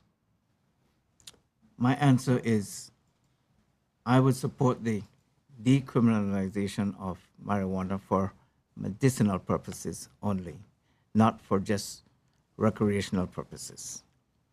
It is an illegal drug in the Cayman Islands, and until we change that law, it should remain an illegal drug. We can see some of the effects. It is also a gateway drug. We see some of the effects of some of our people that use marijuana. We see some of the social problems that they have. They run around in the streets. They sleep in cars. They sleep on the streets. They beg at different venues. They become like a public nuisance. They're offered jobs. They don't want to work because they can beg and make more money. That is a major problem. So I would support for medicinal purpose only, not just recreation. Thank you. Mr. Mctaggart? Thank you, Shamari. I do support the decriminalization of the marijuana use. I think use of it for medicinal purposes, I have no issue at all with it. Where the criminalization of marijuana usage has really harmed and hurt our society is that when you are convicted, you have a criminal record. And I think that has prevented a number of our Caymanians, young Caymanians in particular, from getting decent jobs, getting a tertiary education overseas because of criminal convictions. They are precluded from getting visas and other things like this that I think it is time for us to look at decriminalizing the use of marijuana in Cayman. I would want to know that it is something, as a leader, I would want to know that that the country would support their support there in the country for decriminalizing. And so whether that be by a referendum or by some other means of the way of trying to determine what the country as a whole would, their views with regard to it, I think that would have to be canvassed before taking the decision. But my personal view is that I would support the decriminalization. Thank you, sir. Dr. Macfield? Well, I actually had that in my manifesto for 2013. And of course, I support the decriminalization of marijuana. I do not support the legalization of marijuana, which is a different thing, but decriminalization and education so that kids are educated to know what it is and whether or not to use it or not. There are a lot of people that use marijuana successfully, and not all of them are lazy. It doesn't make people lazy. What makes people lazy is their mind, the fact that they have that social orientation from the very beginning. So we have to think about that. There are a lot of people that drink a lot of alcohol, and they work very hard. And some people drink alcohol and then just hang around and do nothing. So we have to look at the orientation of the people. So this is the thing. We just don't do something or not do something without looking into how it affects different people. And that's the reason why you wouldn't say go legalize it and everybody goes smoking, and it messes up some and some it don't mess up. It's a very careful sort of process, but you have to give people at some particular point the freedom to choose the way in which they enjoy their leisure if they're not going to be hurting people. I know we have big crack cocaine problems in this country. That really destroys people, and we need to look into how we're going to deal with those points. But you can't connect the two, the marijuana and the crack cocaine, in terms of the damage that is done, because the crack cocaine was actually developed to damage people in America, and it's done that successfully, not only in America, but a lot of other places as well. Thank you, sir. Ms. Deku? I do fully support the decriminalization of marijuana in Cayman. I recognize that it does offer a lot of medicinal benefits for people, so I would champion that health insurance could cover the medical cannabis available to patients locally. I know that helps a lot of people, especially undergoing chemotherapy treatments. That's very helpful for them, and other ailments, especially mental health is a really positive outcome for people who use medical cannabis.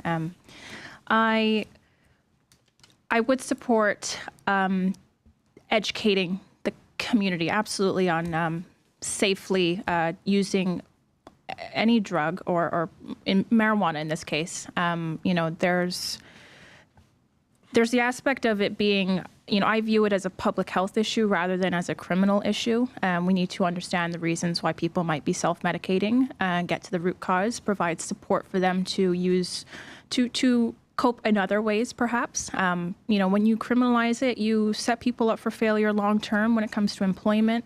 So by decriminalizing it, we would have to very actively make sure that we're also expunging minor drug convictions relatively within a short time frame from decriminalizing it. Long-term, I would support legalizing marijuana in Cayman. I think that it could become a really interesting industry in Cayman to cultivate it and to potentially export it if we can cultivate enough here. And we could be a pioneer in the Caribbean regionally for that. I think that would be fantastic, especially, like I said, as we have to look forward to what we want our new normal to look like. I think that despite the fact that it is my personal view that we should decriminalize marijuana, I would absolutely fully support consulting my constituents and holding a referendum to decide on the issue to see if the country as a whole wants this to be passed. We have the smoking laws in Cayman, so those would need to be absolutely taken into consideration as well. You know, telling people you can't smoke in public areas, that kind of thing. Thank you. Ms. Hislop Rowlandson? Sure. I think we have to look at the issue of at the issue that people are saying is a problem. I think people are saying that the problem is that children or young people with a record in marijuana use are not able to get employment. And obviously there's a reason why employers don't want to employ young adults who abuse marijuana. So I think we need to sort of not kid ourselves that we are actually solving the problem that's that exists in the island. We do have a drug problem. It's something that I wish we would take more seriously. My mother was president of CASA, which was the Cayman Against Substance Abuse, for 7 years. And they had really successful programs for youth, encouraging them not to use drugs. Obviously, there is a distinction between CBD and THC. And apparently, science has shown that the ratio of THC to CBD has increased quite significantly. So basically, the THC is responsible for the reward and the highs and the addiction. And that's actually what's can actually be harmful for the person. So that's gone up to like 80%, whereas the CBD portion is much lower. Certainly CBD in therapeutic doses in a regulated market helps a lot of conditions. There's research that supports that. But in terms of decriminalizing marijuana, I think we can't say that we're going to be led by the science for COVID and not be led by the science for marijuana. There's not enough research to say that this is harmless. We all know that drugs harm the brain. Certainly it affects memory and coordination. If they're ill, they require much greater amounts of sedation. If they're marijuana users, it changes the size of their brain. It affects maturity. So this is all scientific research findings that really do indicate that this should not be a policy that a country should pursue. Yeah. Thank you. Sure. For the next question, Mr. Mctaggart, I'll address it first to you and focuses on the future of financial services. Given that financial services is critical to the island's economy, how do you think the country should respond to the FATF grey listing and the EU's intention to blacklist us, even though we have met most of their requirements? Mike, I think engagement and continued engagement with the EU is absolutely essential if we are to successfully negotiate this minefield. Turning our backs on the EU and playing hardball, I think we have seen, other countries have seen in the past, it does not work. So we must engage. Yes, right now we are on the grey list, but it would appear to me, and the EU have indicated to us that they are going to be adding us to their high-risk country list, which is loosely defined as a blacklist.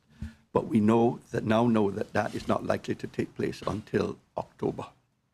So we have an opportunity here now as a country to respond to the three recommendations or shortcomings that were identified in the FATF review that took place a couple of years ago. We found that we were compliant with 61 of 64 comments and recommendations. And so the three all have to do with the enforcement mechanisms that we have to deal with money laundering and other, know your client violations and beneficial ownership information that is required, companies are required to do in order to comply. And so we can focus now on that, knowing that that these are the areas that we have to address. But what is going to be extremely difficult is to really get any successful, money laundering convictions on the books by the time frame in which they have set. You just can't manufacture these things. It takes years to identify it and to get the evidence to bring it to a successful prosecution. So engagement for me is the key here to continue to work with the EU and to try and negotiate with them when we come closer to that October date. Thank you. Dr. Macfield, same question, please. Well, having a little bit better experience in terms of international intelligence and international relationships, I think that what happens in the Cayman Islands that a lot of people don't know, because I know the story going all the way back to the 1980s and how this thing developed, and the internal corruption in the Cayman Islands, even presently as we speak. The EU look at people and they say, oh, guys, we know what's going on there. You think we don't know what's going on there? You think we don't have some of our agents on the ground here? You guys are not supervising your system properly. And we told you that's what you're supposed to do. We have no disagreement with you earning money and some of our very wealthy people coming over there, having nice homes and call it their residency, but we have requirements. And so part of the problem is that we have too many corrupt institutions locally. We have too many people that are working locally, that are working for profit, and they're not observing the laws and regulations as they should be, although they're there. We have a big problem with accountability in this country, not just in the government, but in the judiciary, in the banking system, in the accounting system, the legal system.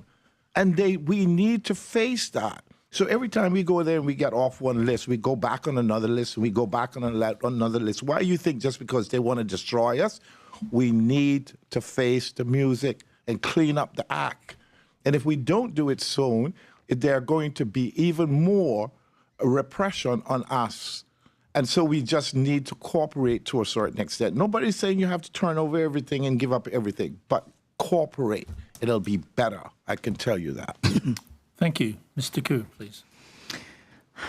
Financial services is an absolutely critical industry for the Cayman Islands, and to ensure that our economy keeps flowing 100%.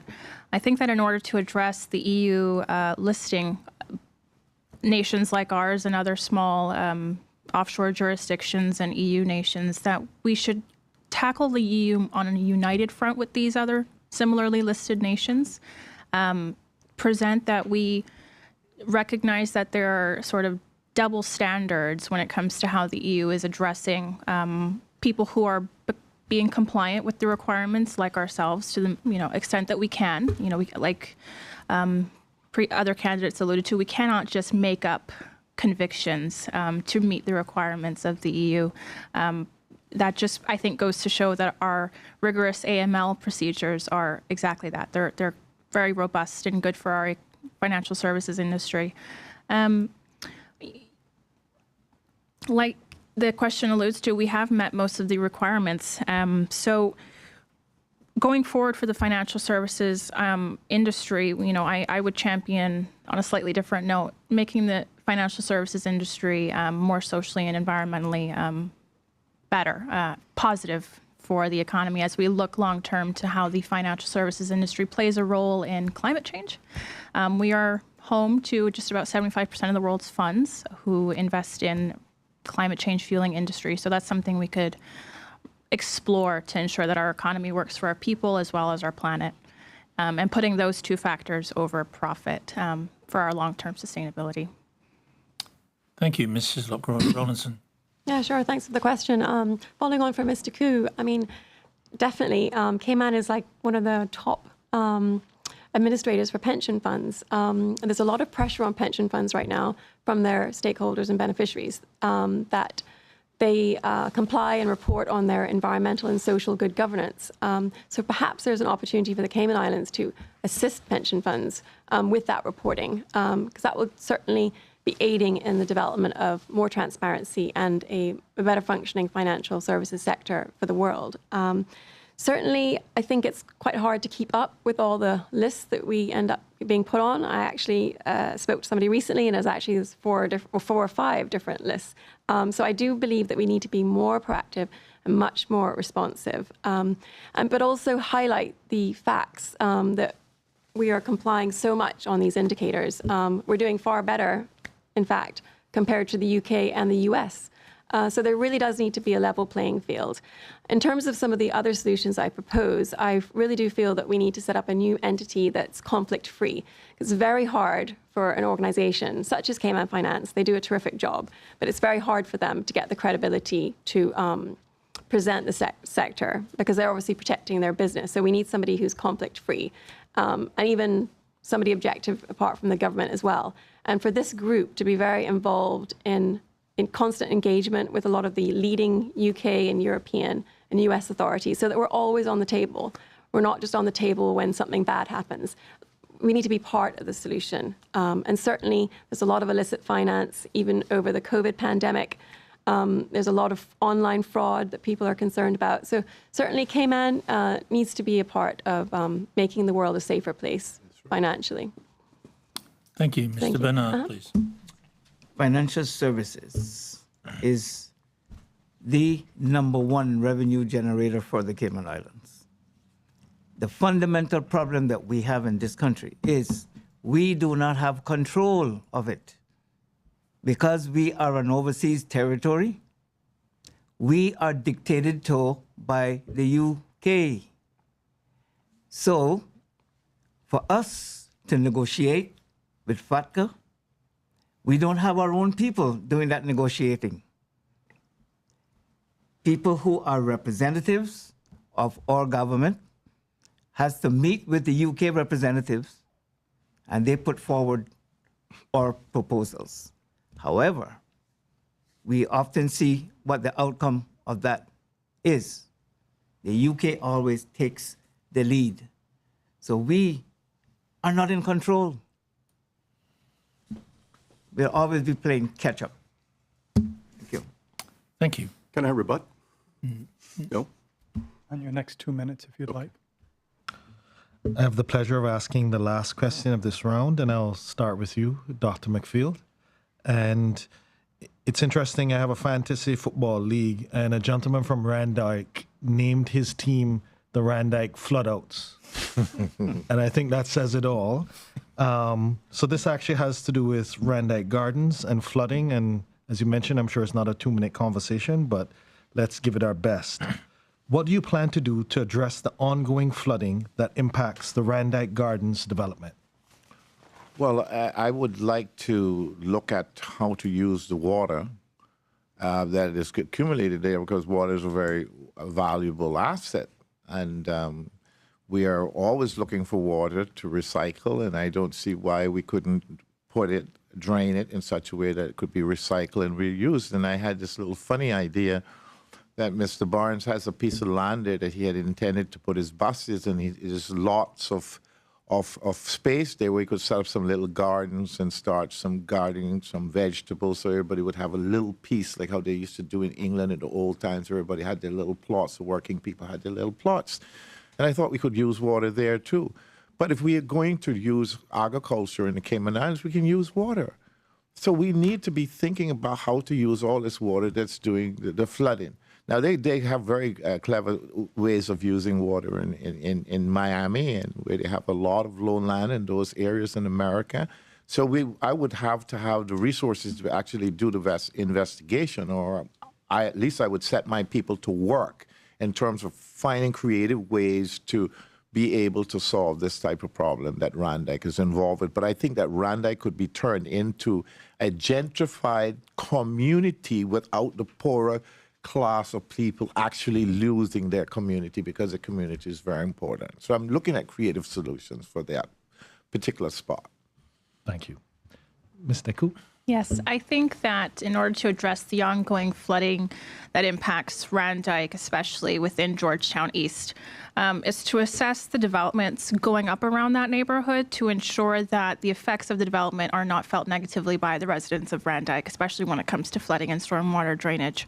So ensuring that stormwater drainage is built to be current with the developments in the area so that they are fully functioning, they're cleaned regularly. We take the proactive approach to ensure that they're kept clean, whenever we have a rainy season or what have you, ensuring that perhaps roadworks did not run off into the drains and clog them, which has happened.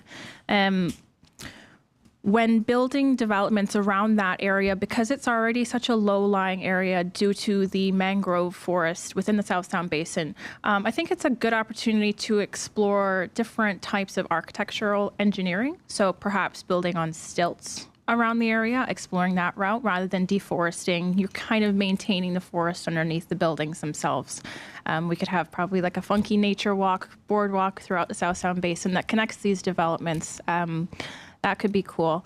But to really long-term look at how we would address the flooding, definitely we need to take into consideration the developments going up around the area. Something that I would be championing within my first 100 days of office is electing a district advisory council, and part of their role would be to form a neighborhood area development plan to take into consideration the long-term future of the constituency of Georgetown East, what developments we want to go up, what needs need to be met that can be maintained within the community, what goods could be goods, services, and businesses could go up within the area, and planning to ensure that it's a community that doesn't negatively affect as it's being developed. Thank you. Ms. Hislop Rollinson? Sure, thanks for the question. Certainly, I think this is actually a national issue, so we should not try to condense it just down to Van Dyke Gardens. I think we need to look at it on a national scale. We need a watershed plan with building of culverts and drainage systems. We need a task force, I think, to look at this issue as well as a priority. Storm season comes around so quickly. We need to really secure this neighborhood to protect them from future storms. Certainly, I think the development around that area needs to be looked at more carefully. We've got the Central Planning Authority, but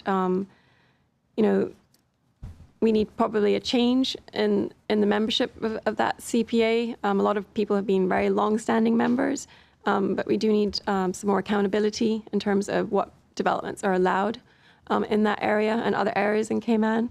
So certainly, I think flooding is going to be a number one issue, and there are definitely solutions out there. I think we have to be very positive and make the investments that we need to. And I do believe that the policy of the government in terms of buying very cheap land, which is flood prone, to build low-cost housing is not necessarily a good strategy, because I feel that will just increase costs downstream. So perhaps we could ask DART to help us with low-cost housing. I think we definitely need to be able to look at getting a plan in place to house people that can't afford to buy a house in Cayman that costs $300,000.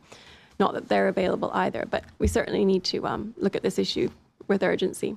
Yeah. Thank you. Mr. Bernard? Flooding is a major problem in the Van Dyke area. This is the number one problem. And for a long time, the problem has been ignored by successive governments. The can has just been kicked down the road. People have been given the opportunity to go in there, buy homes, and buy property, starting homes, only to not be told that there is a structural problem. The land is low. So before you start to build, you need to build up on the land. And this is something that I think is partly a fault of planning, because why would you go and give permission for houses to be built on a low-lying area that is prone to flooding, just simple rains, and the foundation is 3 and 4 inches from the ground? That is, just makes no sense. I would do a comprehensive study through engineers, and that also would be commissioned through the district council or advisory council, because as I mentioned before, the district advisory council, they would be the liaison between the representative and the people. So for me, that would be the way to go. Thank you. Mr. Mctaggart? Thank you. I spent 2 hours yesterday in Van Dyke with a roads engineer from the NRA, looking at the issues that exist down in there. They are long-standing, as we have said, more than 30 years old, and no one has yet been able to solve it completely. What I found when I was there yesterday is that there are a number of drainage wells that have been placed in the Van Dyke area along the roads and in the sides and verges of roads to provide drainage during the rainy season. But what's happened is a lot of those drainages are no longer functioning. They basically have collapsed and are not functioning, and that was contributing directly to the to exacerbating the problem that exists. 2-3 years ago, I arranged that we had more than a dozen new wells, deep wells drilled in that area, and they have really worked to help with the runoff and the drainage of water in the area. But what exists, even with expanding that, cannot cope with the significant amount of rain and water that collects when you have any significant levels of rainfall. It builds up very quickly. But I think that with the getting these drainages cleared and functioning once again, it will go some way towards alleviating the issue. Longer term, we have to find a way to move the water that's dumped onto the roads down to the back of Randyke into the mangroves, which then empty out into the South Sound through the culverts. And that's another issue that you know, the only way to get rid of these large bodies of water are to open that culvert and allow the water to flow through into the South Sound. But that presents a whole host of other issues for the residents of South Sound. But at the moment, it's the only option that we have until a long-term solution can be found. Thank you, sir. 2 rounds of questions. Thanks, candidates. We're going to take another short commercial break. When we return, we'll decide whether we have a couple more questions in store. Please stay tuned. March in Cayman is hot, but at Foster's, it's frozen. Frozen Food Month is back, and we're giving away 4 $250 Foster's cards. To enter, just purchase any 3 products from the frozen department from now until March 27th. It's that easy. You could grab a frozen pizza for dinner, frozen berries for a morning smoothie, and frozen plant-based sausages for something different. Exactly. Just don't forget to enter online at fosters.ky/Frozen Food Month. Foster's, better because we care.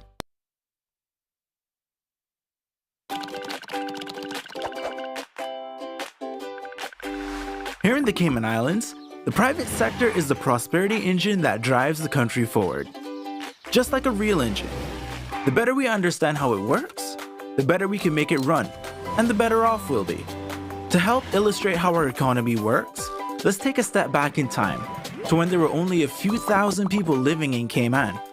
In those days, most people survived by fishing or farming for food. It was a simple, wholesome life. But it was a lot of hard work. Most people bought what they needed from their neighbors. As people bought and sold things, their individual wealth went up or down. But the overall wealth of the country stayed the same.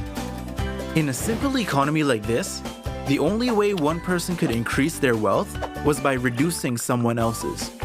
In order to increase the overall wealth of the country, one of our Caymanian ancestors would have to sell something, a product or service, to someone somewhere else, and bring that money back home. In other words, we would have to export something. In those days, our biggest export was labor. Men worked overseas or on the seas and brought the money home, thereby increasing the total wealth of the country.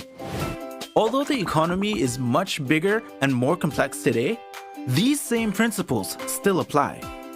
Every time a company in Cayman sells a product or service to a customer overseas, the overall wealth of the country increases. Once it's here, it flows around the local economy between the government, the people, and the companies, and becomes a part of our society's wealth. The 2 biggest sources of income for our economy today are financial services and tourism, often called the pillars of our economy. Tourists come here and spend their money. So all of the tourism companies like hotels, restaurants, buses, Stingray City Tours that make sure our visitors have a great time are helping to increase the wealth of our country. Just like tourists, clients of financial services firms come here and spend money too. So all of our financial service companies like insurance companies, fund administrators, lawyers, and accountants that facilitate investment transactions for people and companies around the world bring money into the economy and increase the overall wealth. The point is, if we want to increase the prosperity of our country, the best way to do that, in fact, the only way to do that, is to grow the private sector. In particular, the companies at the front lines that bring the wealth here from overseas in the first place. In the next video, we'll talk a little about how money moves around the economy. For now, thanks for watching, and remember to share this video with your family and friends so they can learn more about our economic prosperity engine.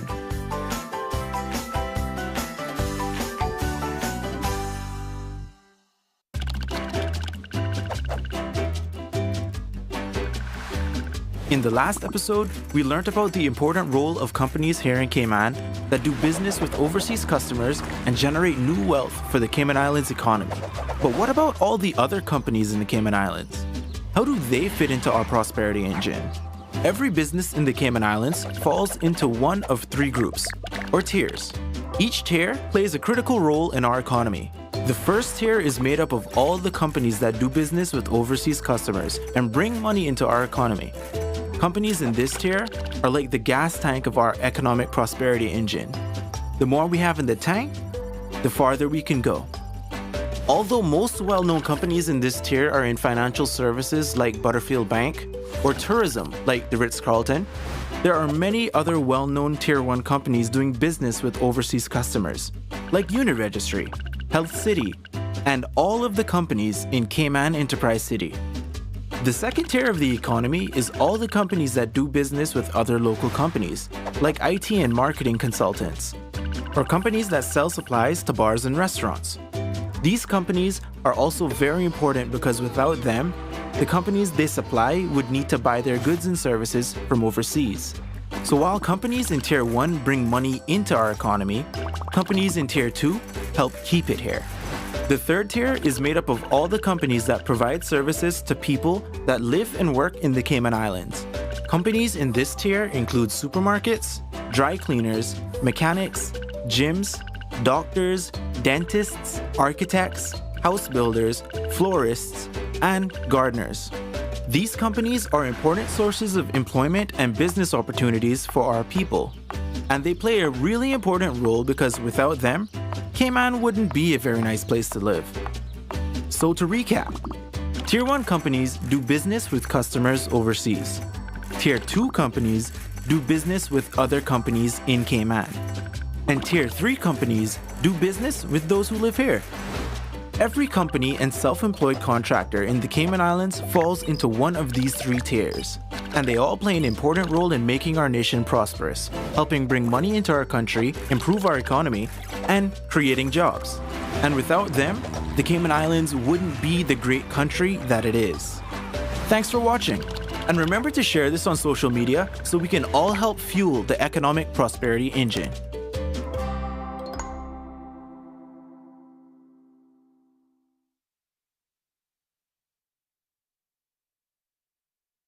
Welcome back to the Chamber of Commerce Candidates Forum for Georgetown East. Reached that stage this evening where we're going to go to closing statements, and we'll begin with how the candidates were seated this evening. We'll begin with Emily Deku. Thank you, Will. And I'd like to thank the Chamber as well for providing me with this platform to share my vision and goals for Cayman in anticipation of the upcoming election on April 14th. Cynicism in our community has become the response to poor representation. So I'm here to give you, the voters of GTE, an option for a candidate that is inspiring and who genuinely cares to ensure you are fully represented in Parliament. We have a moral, generational obligation to do our best to secure our youth's futures and to support and inspire all of our people to succeed in society. Georgetown East, its residents and the environment, need an advocate within government who is a proponent of participatory democracy.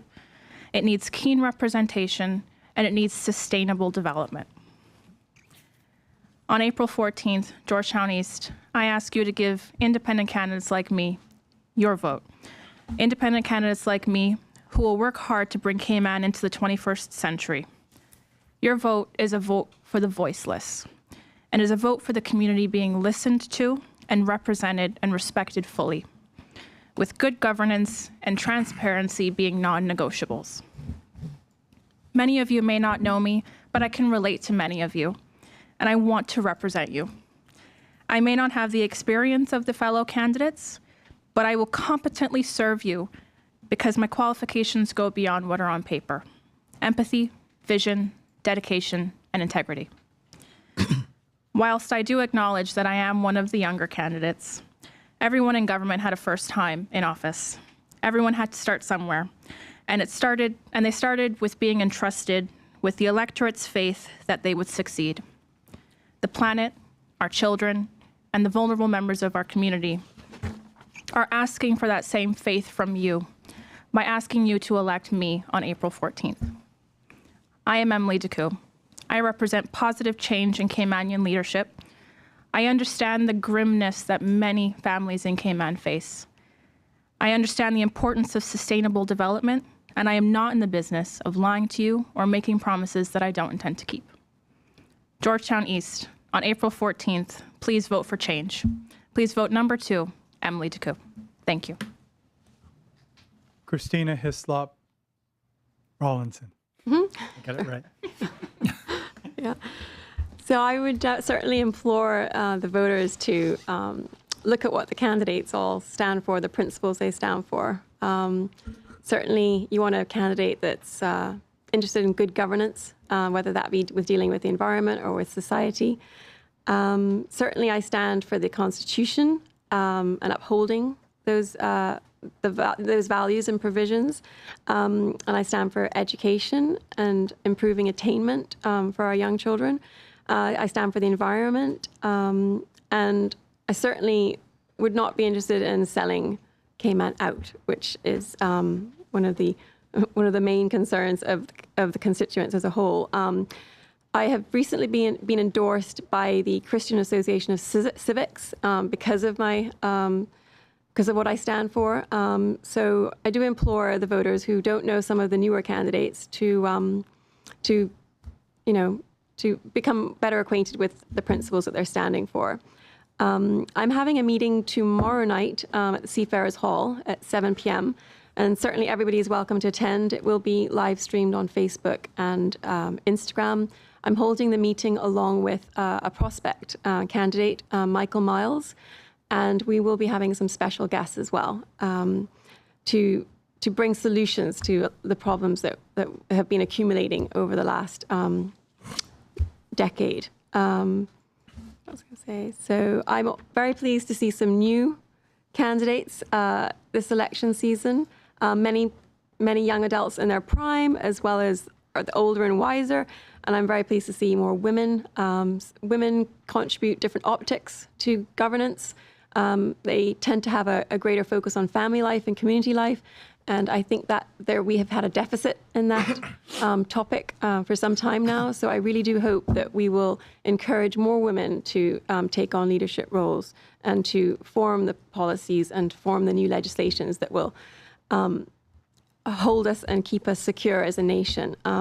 Certainly, I'm looking forward to talking to the youth ambassadors on Thursday morning. I was unable to attend their forum at the Cayman International School on the weekend due to an emergency. However, I will be doing a Zoom meeting with them on Thursday. So I'm really looking forward to talking to them about environmental issues, including the new landfill waste energy plant. It's very important in the 21st century that we pursue the circular economy, and I feel that plan is not congruent with that. So I look forward to, and I just wanted to also say thank you very much for the Chamber for organizing this.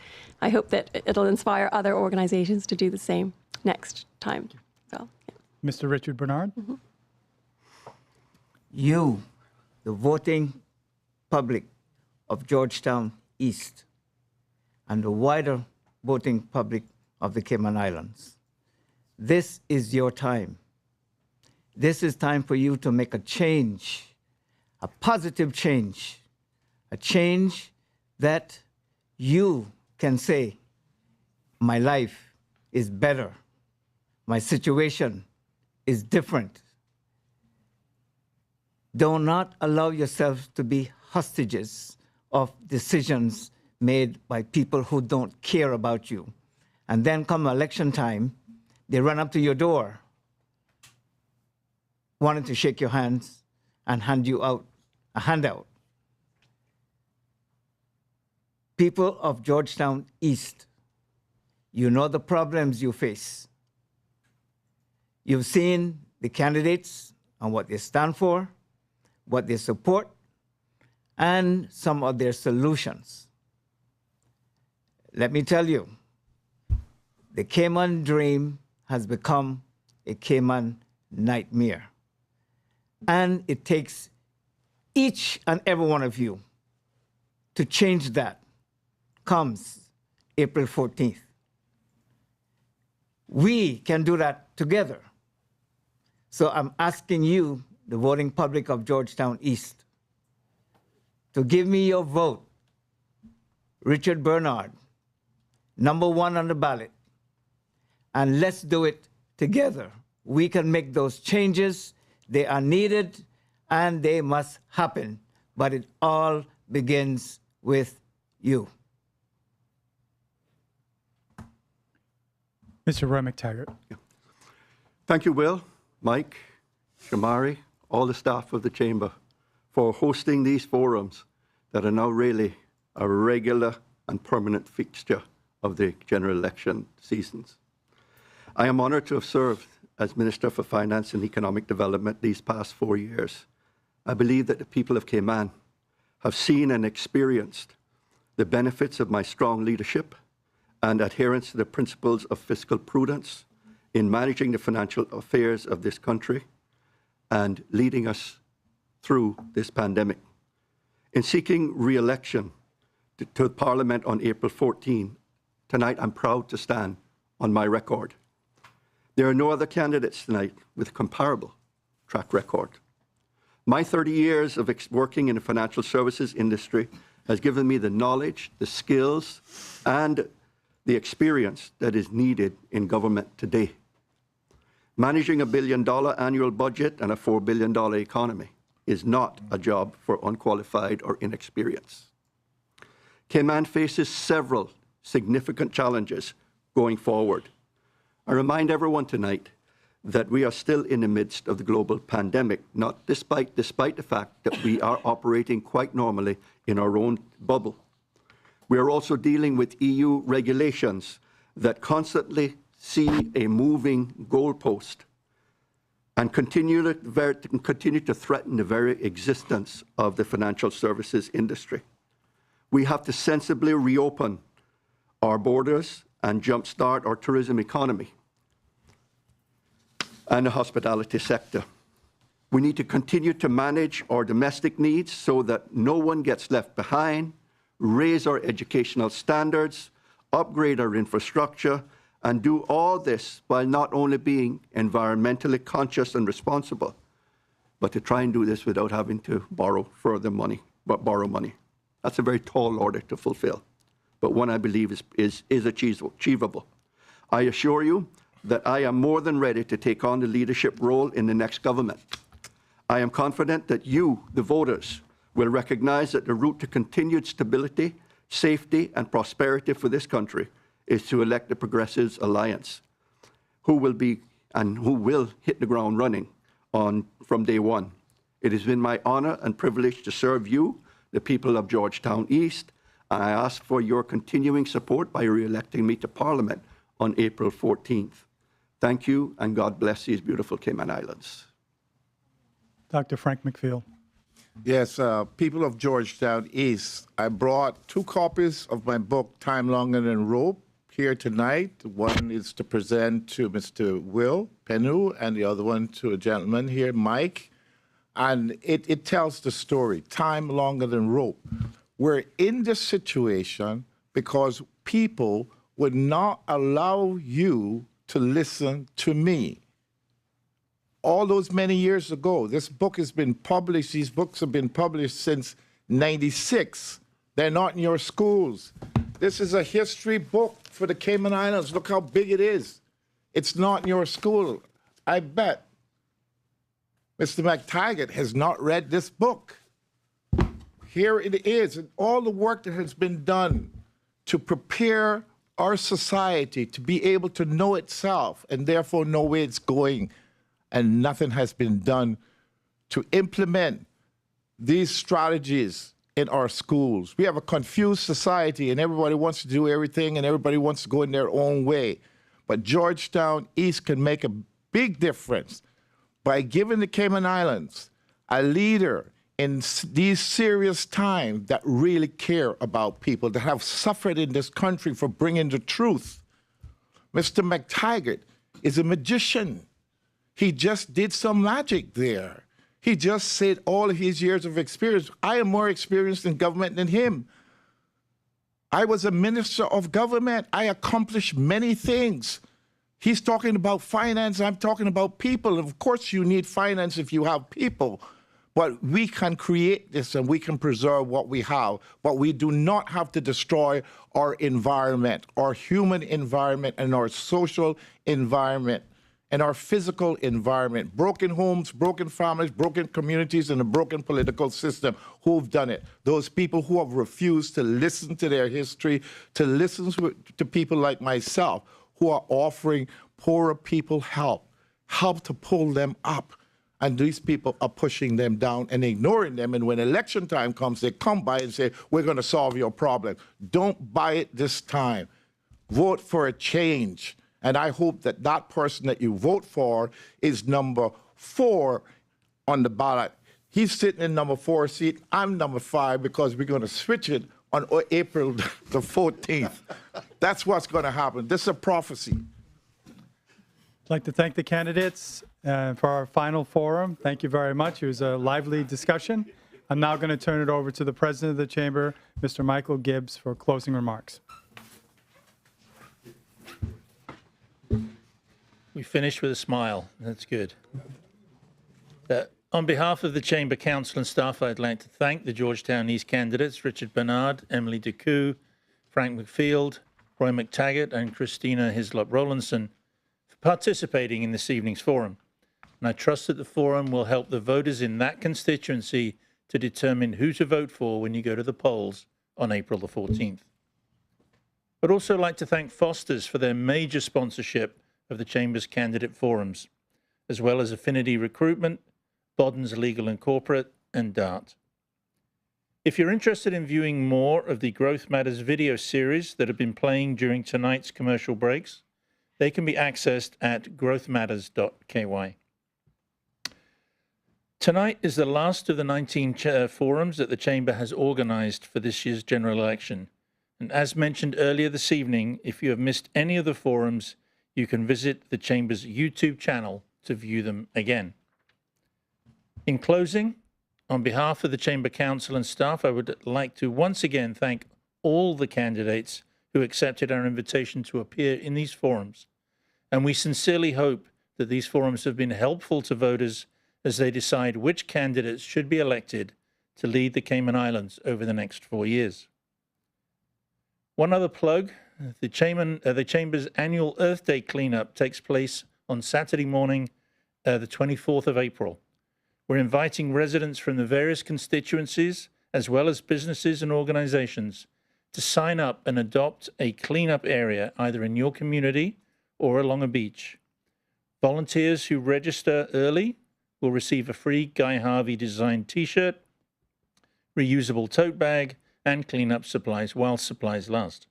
There will also be a free brunch for volunteers following the cleanup. So register online at thecaymanchamber.ky, and I hope to see you all at the event. Once again, thanks for tuning in. Good night.